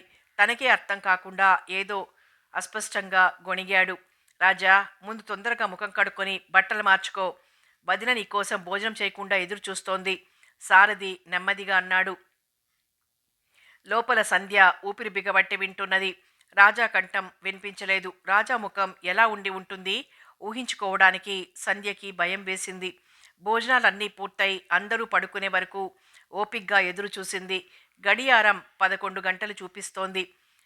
చించి ముక్కలుగా పడేసిన పెయింటింగ్స్ వంక ఓసారి చూసి నెమ్మదిగా తడబడే అడుగులతో రాజా గదివైపు వెళ్ళింది సంధ్య. డైరీ రాయడం పూర్తి చేసి ఇక పడుకుందామని రాజా లేచి చూసేప్పటికీ ఎదురుగా సంధ్య తలవంచుకొని నిల్చోనుంది. విస్మయంగా చూశాడు. సాయంత్రం నా ప్రవర్తనకి మనస్ఫూర్తిగా క్షమాపణలు కోరుతున్నాను, మృదువుగా అంది సంధ్య తలవంచుకునే. మొదట తను విన్నది నిజమేనా అనే అనుమానం వచ్చింది రాజాకి. ఏం మాట్లాడకుండా అలాగే చూస్తూ నిలబడ్డాడు. సంధ్య కొంచెం తలెత్తి చూసింది. విగ్రహంలా భావరహితంగా ఉంది రాజావదనం. పెయింటింగ్స్ చించేశాను, మీరు అపార్థం చేసుకోకండి, జాలిగా అంది. అప్పటికి తేరుకున్న రాజా ఏడిపిస్తున్నట్లన్నాడు. అదేం, ఏదైనా ఆర్ట్ ఎగ్జిబిషన్లో పెడితే ప్రైజెస్ అన్నా వచ్చేవిగా. సంధ్య చటుక్కున తలెత్తింది. నీలి సరస్సుల్లా ఉన్న సంధ్య కళ్ళ నుంచి ముత్యాల్లాంటి బిందువులు జారుతున్నాయి. మరుక్షణంలో మెరుపులా అక్కడి నుంచి మాయమైంది. రాజా విభ్రమంగా నిలబడిపోయాడు. సంధ్య ఏడుస్తోంది. తన క్షమాపణ కోసం వచ్చిన సంధ్య తన మాటలతో నొప్పించాడు. అయోమయంగా మంచం మీద వాలాడు. సంధ్యకి తన మీద బొత్తిగా అభిమానం లేకపోతే తనన్న మాటలకి ఎదురు జవాబిచ్చి ఉండేది. తనే సంధ్యని తప్పుగా అంచనా వేసుకున్నాడేమో. మరి ఆ పెయింటింగ్స్? అపార్థం చేసుకోవద్దంది. అంతా అయోమయంగా ఉంది. అసలు సంధ్యకి తన మీద ఎలాంటి అభిప్రాయం ఉందో సంధ్యనే వీలున్నప్పుడు అడిగేయాలి. తను మాత్రం సంధ్యని హృదయపూర్వకంగా క్షమించేశాడు. మంజుల ఒక్క మాటన్నా సహించలేని తను సంధ్య పట్ల మానసికంగా అంత పెద్ద దెబ్బ తిని తనను ఎలా క్షమించి అభిమానించగలుగుతున్నాడు? అప్పటికన్నా ఇప్పుడు వయసు పెరిగినందువల్ల అంత మాత్రాన స్వభావంలో మార్పొస్తుందా? ఆలోచనలతో ఎప్పుడో అర్ధరాత్రి దాటుతుండగా నిద్రపోయాడు. ఆఫీస్ టైం అవుతున్నా రాజా ఇంకా నిద్రనా లేవలేదే. సారథి ఆశ్చర్యంగా వచ్చి చూశాడు. కదలకుండా మత్తుగా స్పృహ లేనట్లు పడుకున్న రాజాని చూడగానే ఆదుర్దాగా వచ్చి నుదుటి మీద చెయ్యి వేసి చూశాడు. వేడికి చెయ్యి చురుక్కుమన్నట్లయింది. మీద ఎండ పడకుండా కిటికీ తలుపులు మూసి సుమిత్ర దగ్గరికి వెళ్ళాడు. సుమి, రాజాకి జ్వరం వచ్చింది, లేపకు. మధ్యాహ్నం వరకు చూసి తగ్గకపోతే డాక్టర్కి ఫోన్ చేయి. ఆఫీస్ టైం దాటిపోతుందని కంగారుగా చెప్పేసి వెళ్ళిపోయాడు సారథి. సుమిత్ర రాజాకి దుప్పటి సరిగ్గా కప్పి సంధ్య దగ్గరికొచ్చింది. సుమిత్రను చూస్తూనే అపరాధిలా తలంచుకుంది సంధ్య. నిన్న రాత్రే సంధ్య సుమిత్రకి అసలు విషయం, జరిగిన గొడవ చెప్పేయడం, సుమిత్ర మందలించడం జరిగిపోయింది. నిన్న నువ్వన్న మాటలకి రాజా మెంటల్గా ఎఫెక్ట్ అయ్యి జ్వరం తెచ్చుకున్నాడని నా అనుమానం సంధ్య. నువ్వు రాజాతో స్నేహంగా లేకపోతే ఇబ్బంది లేదు, కానీ విరోధం ఉన్నట్లు ప్రవర్తించడం మాత్రం నాకు నచ్చలేదు. నిన్న నువ్వతన్ని అవమానించిన దానికి అసలు క్షమాపణ చెప్పుకోవాలి. కొంచెం కోపంగానే అంది. సంధ్య కళ్ళల్లో నీళ్లు తిరిగాయి. తనకు రాజాతో విరోధమా? అక్క తనని సరిగ్గా అర్థం చేసుకోలేకపోతున్నది. రాజా అంటే నాకిష్టమని అక్కతో ఎలా చెప్పడం? వారం తిరిగేప్పటికీ రాజా జ్వరం తగ్గింది, కానీ చాలా నీరసించిపోయాడు. ఏమాత్రం ఓపిక లేనట్లు అస్తమానం కళ్ళు మూసుకుని పడుకునుండే రాజాని చూసినప్పుడల్లా సంధ్య మనసు కెలికినట్లు అనిపించేది. తన మనసులో వచ్చిన మార్పు సంధ్యకి స్పష్టంగా తెలుస్తూనే ఉంది. అయితే ఇదివరకులా తన స్వాధీనంలో ఉంచుకోవాలని పెనుగులాడట్లేదు, అంతకన్నా ఆరాట పడట్లేదు. పైపెచ్చు స్వేచ్ఛ పొందిన మనసు కవ్వించే భావాలు సంధ్యకి ఆహ్లాదకరంగా ఉన్నాయి. ఆదివారం మధ్యాహ్నం 2 గంటలై ఉంటుంది. ఆ రోజే రాజా కొంచెం అన్నం తిని పడుకున్నాడు. నీరసం వల్లనేమో గాఢ నిద్ర పట్టేసింది. పడుకున్న వెంటనే సారథి సుమిత్ర గదిలో నెమ్మదిగా ఏదో మాట్లాడుకుంటున్నారు. మంచినీళ్లు తాగడానికి వంటింట్లోకి వెళ్ళబోతున్న సంధ్యకి తన పేరు వినిపించడంతో ఒక్క క్షణం ఆగింది. సంధ్యని మన రాజాకిచ్చి చేస్తే బావుంటుంది కదూ? సారథి సుమిత్రని నెమ్మదిగా అడుగుతున్నాడు. సారథి ప్రశ్నలోని భావాన్ని అతడే అన్వయించుకో అన్వయించుకునేటప్పటికీ సంధ్య గుండెలు వేగంగా కొట్టుకున్నాయి. శరీరం సన్నగా కంపించింది. ఒక్క క్షణం నిశ్శబ్దం. సంధ్య ప్రాణానికి అదే యుగంగా తోచింది. సంధ్యకి వివాహం పట్ల చాలా సున్నితమైన భావాలున్నాయి. తనను మనస్ఫూర్తిగా ప్రేమించగలిగిన వాళ్ళనే తను తిరిగి అలా చూడగలుగుతుంది. మరి రాజా తనను అసంపూర్ణంగానే వదిలేసింది సుమిత్ర. అంటే రాజా సంధ్యను అంత ప్రేమగా చూడడానని ఉద్దేశం? స్వరం రెట్టిస్తున్నట్లుంది. సంధ్య వంటగదిలోకి వెళ్ళి మంచినీళ్లు తాగి తన గదికొచ్చేసింది. సంధ్య, ఒకసారి ట్రామ్మా. సారథి పిలుపుకి సంధ్య ఉలిక్కిపడింది. బావగారి పిలుపులోని అంతరార్థం లీలగా ఊహిస్తూ గుండె నిబ్బరం చేసుకుంటూ వెళ్ళింది. సారథి తీరిగ్గా పడకుర్చీలో పడుకొనున్నాడు. పక్కనే కుర్చీలో సుమిత్ర. కూర్చో సంధ్య అన్నాడు సారథి. సంధ్య కుర్చీని సుమిత్ర కుర్చీ పక్కకు జరిపి కూర్చుంది. ఎదురుగా ఉంటే ముఖంలో మెదిలే భావాల్ని సారథి ఇట్టే కనిపెట్టేస్తాడని సంధ్య బాధ. సంధ్య భయాన్ని గ్రహించి నవ్వుకున్నాడు సారథి. సుమి, కొంచెం మంచినీళ్ళిచ్చి ఆ వక్కపొడి డబ్బా సిగరెట్ ప్యాకెట్ అందుకో. సెలవు రోజులు వచ్చాయంటే పై 3 సారథి పక్కన ఉండాల్సిందే. ఓ పక్క వక్కపొడి తింటూ సిగరెట్ పొగలు వదులుతూ, మరీ దాహం అనిపించినప్పుడు మంచినీళ్లు తాగుతూ, అలా ఏ పేపరో నవలో చదవడంలో ఎంత మజా మరి. స్వర్గానికి వెళ్ళినా సవతిపోరు తప్పదని ఇప్పుడు కూడా వీటి గొడవేనా? సుమిత్ర విసుక్కుంటూనే లేచింది. ఇలాంటప్పుడే వీటి అవసరం ఎక్కువ సుమిత్రాదేవి. సారథి కవ్వించాడు. ఈ వాలకమంతా చూస్తున్న సంధ్య బావగారేదో పెద్ద ఉపన్యాసమే ఇవ్వబోతున్నారే మనసులోనే అనుకుంది. నిజానికి సారథికి ఉపన్యాసాలు ఇవ్వడం కన్నా ప్రియమైన విషయం ఇంకోటి లేదు. అందులో తనకన్నా చిన్నవాళ్ళని ఎదురుగా కూర్చోబెట్టుకొని వాళ్ళ సమస్యలు అనుకునే వాటి మీద వాళ్ళ అభిప్రాయాల్ని బలవంతంగానైనా సరే వాగించి తను వాటిని అనలైజ్ చేసి తన అమూల్యమైన అభిప్రాయాల్ని ఇవ్వడం అంటే సారథికి చాలా సరదా. పాపం తరచూ సంధ్య సారథికి టార్గెట్ అవడంతో అప్పటికి బోలెడు అనుభవం వచ్చేసింది సంధ్యకి. కానీ ప్రతిసారి వాదనలో ఓడిపోయి మీరసలు రచయితగానో రాజకీయ నాయకుడుగానో రాణించాల్సింది అని ఉక్రోషంగా అనేది. అది నిజమే, కానీ మనకంత తీరిక ఓపిక లేవు అనేవాడు సారథి సీరియస్గా. ఇప్పుడు ఇవ్వబోయే ఉపన్యాసం తాలూకు ఛాయలు ఎలాంటివో ఊహిస్తూ కూర్చుంది సంధ్య. మంచినీళ్లు తాగి వక్కపొడి వేసుకుని సిగరెట్ పొగ వదులుతూ తన్మయంగా ఒక్క క్షణం కళ్ళు మూసుకున్నాడు సారథి.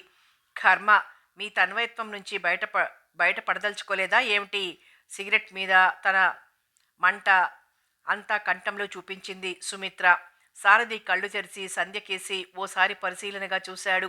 తర్వాత సరిగ్గా లేచి కూర్చుంటూ, సుమి, ఇక నువ్వు చెప్పదలుచుకున్నదేమిటో చెప్పు అన్నాడు. సుమిత్ర సందేహిస్తున్నట్లు ఒక్క క్షణం సంధ్య వైపు చూసింది. తర్వాత ఏదో నిశ్చయించుకున్న దానిలా అంది. నేను చెప్పేది ఆవేశపడకుండా, అపార్థం చేసుకోకుండా సరిగ్గా వినండి. రాజా మీద నాకెంత అభిమానం, ఆత్మీయత ఉన్నాయో మీకు నేను చెప్పక్కర్లేదు. నాకు తమ్ముడంటూ ఉన్నా ఇంతకన్నా ఎక్కువగా చూసుండేదాన్ని కాదు. రాజా మంచితనం, సంస్కారం పట్ల నాకు సందేహం లేదు. కానీ సంధ్య విషయం కాబట్టి కొంచెం కష్టంగా తోచినా రాజాని గురించి ఒక విషయంలో మాత్రం నా అభిప్రాయం చెప్పదలుచుకున్నాను.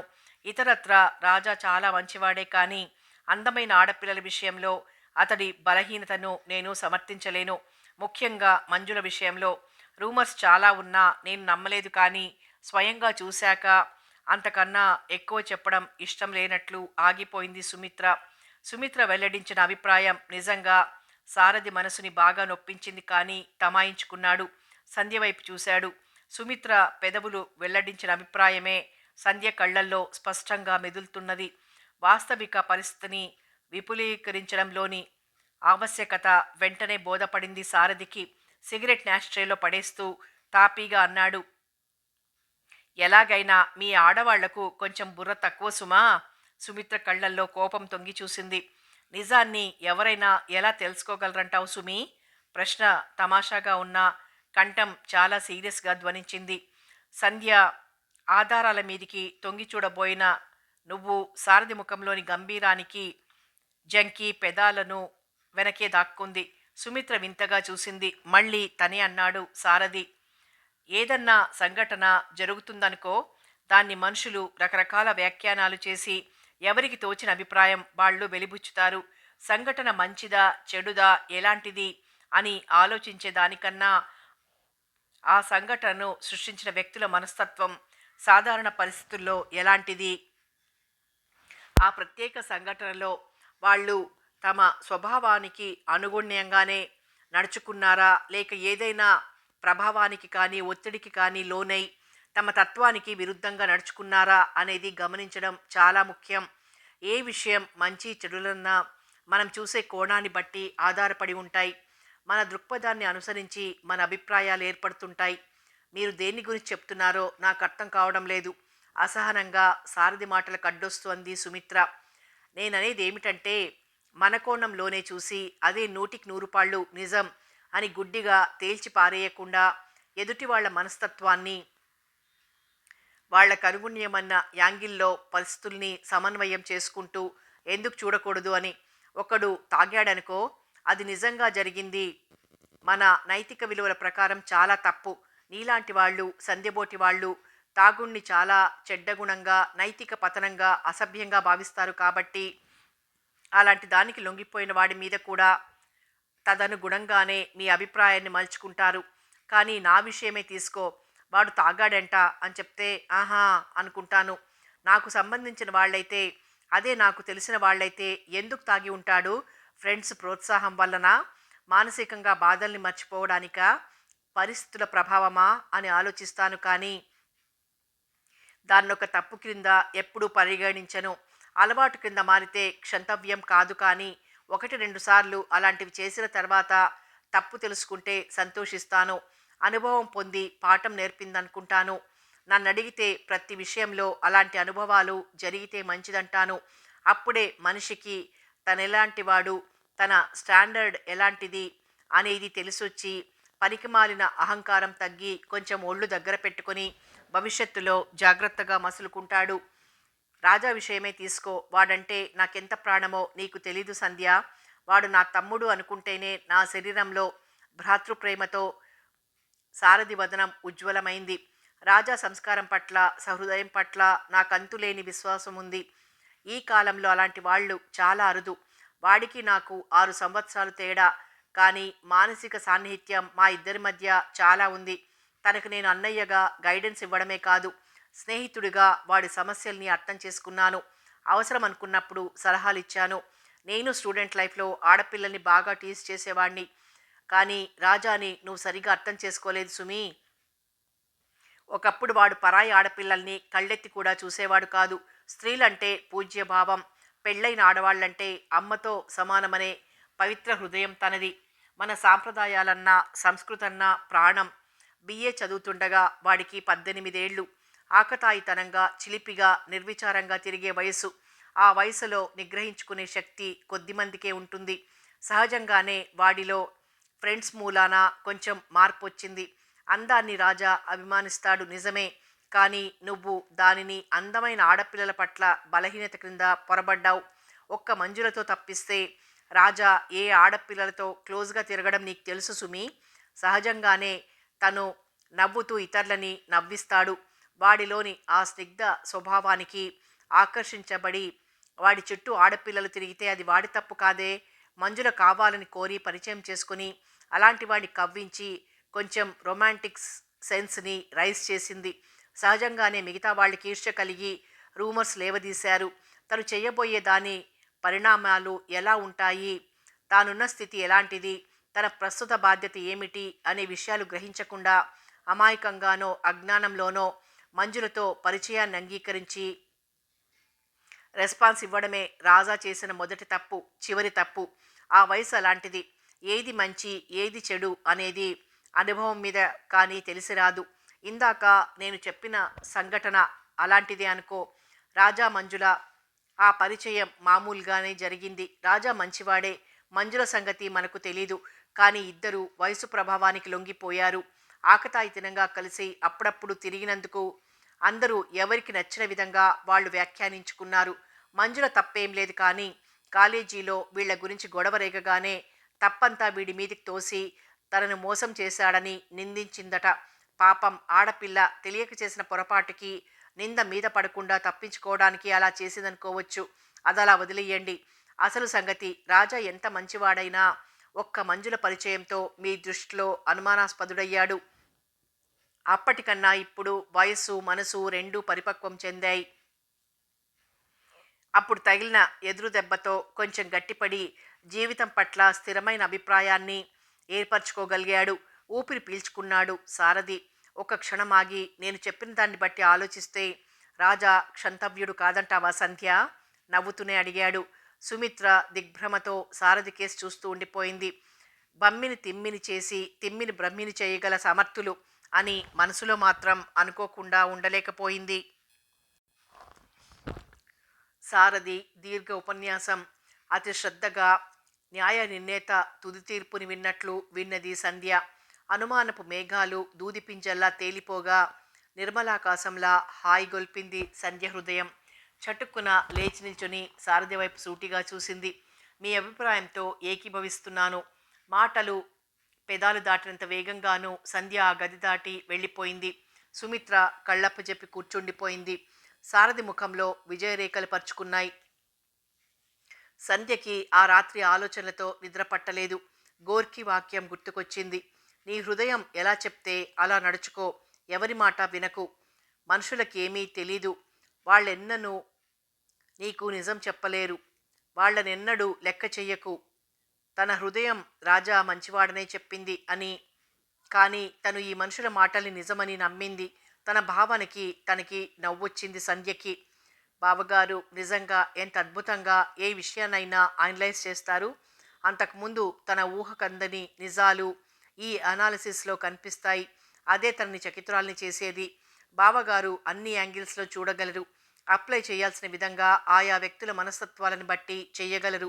రాజా తత్వం తెలుసు కాబట్టి అక్క తను తీవ్రంగా తీసుకున్న దాన్ని అనలైజ్ చేసి జస్టిఫై చేశారు. ఈ నూతన కోణంలో రాజాని గురించి ఆలోచిస్తుంటే సంధ్య గుండెల్లో ఆహ్లాదకరమైన అనుభూతులు పరిమళించాయి. అంతకుముందు తారాడిన నీలి నీడలు తొలగిపోయి అవ్యక్తమైన అనురాగంతో హృదయం స్పందించింది.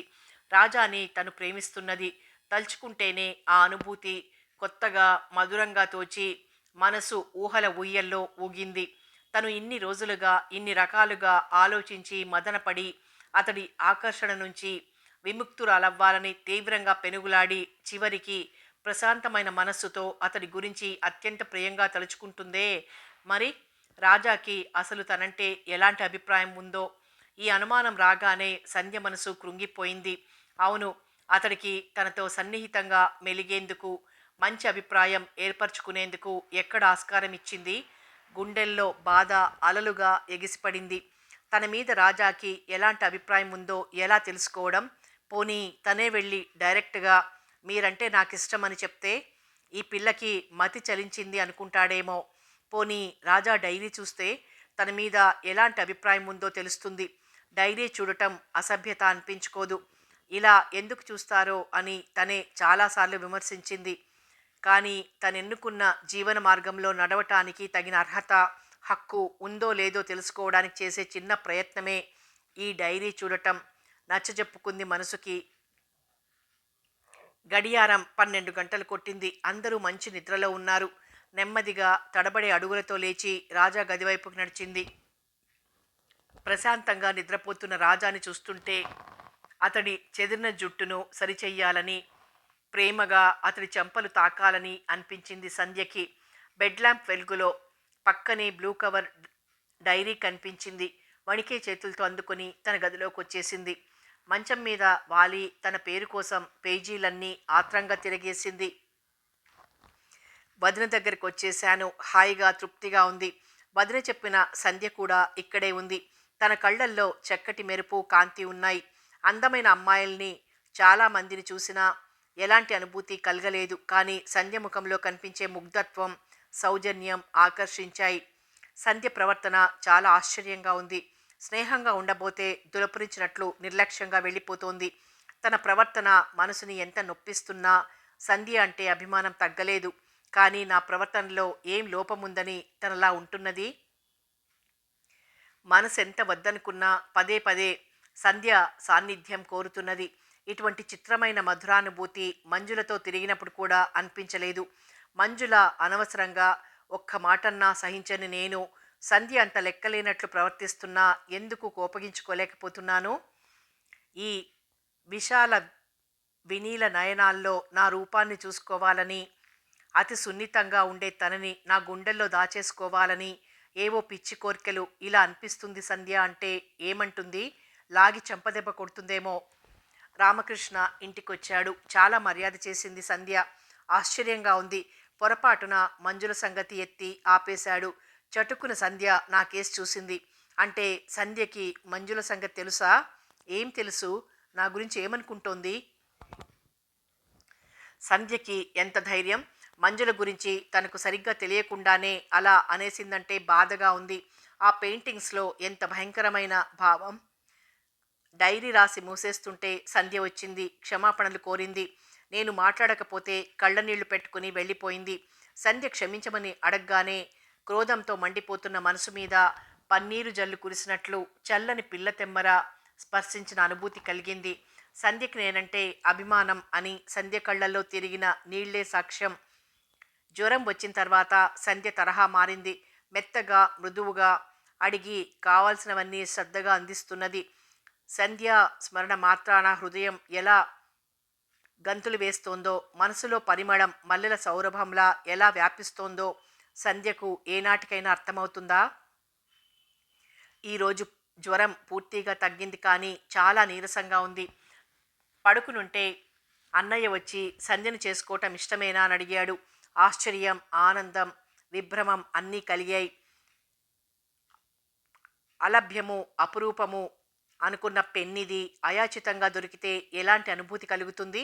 సంధ్యని నా జీవిత సహచారిణిగా ఊహించుకుంటేనే మనసుకి చల్లగా, జీవితంలో ఇంకేం అక్కర్లేనట్లు అనిపిస్తోంది. సంధ్య ఒప్పుకుంటుందా? అన్నయ్య అడుగుతానన్నాడు. రేపు తనని ఏమని జవాబు చెప్తుందో. సంధ్య కాదంటే తను తట్టుకోగలడా? ముందు మంజుల విషయంలో తన అనుమానం తీర్చాలి. సంధ్య డైరీ పెట్టేసి వచ్చి పడుకుంది. విభ్రమం, సంతోషం, సందేహం తీరిన తృప్తి కలగాపులగమై చివరికి మనసు ప్రశాంతమైంది. కనులు మూసుకుని కలల లోకంలోకి జారిపోయింది. సంధ్య, నువ్వు మనస్ఫూర్తిగానే ఒప్పుకున్నావా? లేక బావగారి మాట కాదనలేక ఒప్పుకుంటున్నావా? సుమిత్ర అపనమ్మకంగా అడిగింది. సంధ్య తలెత్తి చూసింది. సంధ్య కళ్ళు అపూర్వమైన కాంతితో మెరిశాయి. రాజా అంటే నాకు చాలా ఇష్టమక్క, చిన్నపిల్లలా చెప్పేసి పరిగెత్తింది. మొదట చకితురాలైన సుమిత్ర తర్వాత నిండుగా నవ్వి సారథి వైపు చూసింది. సారథి పెదాల మీద చిరునవ్వు లీలగా కదిలింది. తన గదిలో కిటికీ దగ్గర నిల్చొని తదేకంగా పూలవంక చూస్తున్న సంధ్య అడుగుల చప్పుడుకి వెనక్కి తిరిగింది. రాజా అతడి కళ్ళల్లో ఆశ్చర్యం, అంతకు మించిన అపూర్వమైన ఆనందంతో మనోహరమైన భావం మెరుస్తోంది. అన్నయ్య చెప్పింది నిజమేనా సంధ్య? సంధ్య చేతుల్ని తన చేతుల్లోకి తీసుకుంటూ అడిగాడు రాజా. సంధ్య తల ఊపి అతడి కళ్ళల్లోకి తన్మయంగా చూస్తూ మెత్తగా నవ్వింది. సంధ్య సుందర వదనాన్ని తన రెండు హస్తాల్లో బంధించి ఆ విశాల వినీల నయనాల్లో తన రూపుని సంతృప్తిగా చూసుకున్నాడు రాజా. సమాప్తం. వదిన గారి చెల్లెలు నవల సమాప్తం. మరో మంచి నవలతో మళ్ళీ కలుసుకుందాం.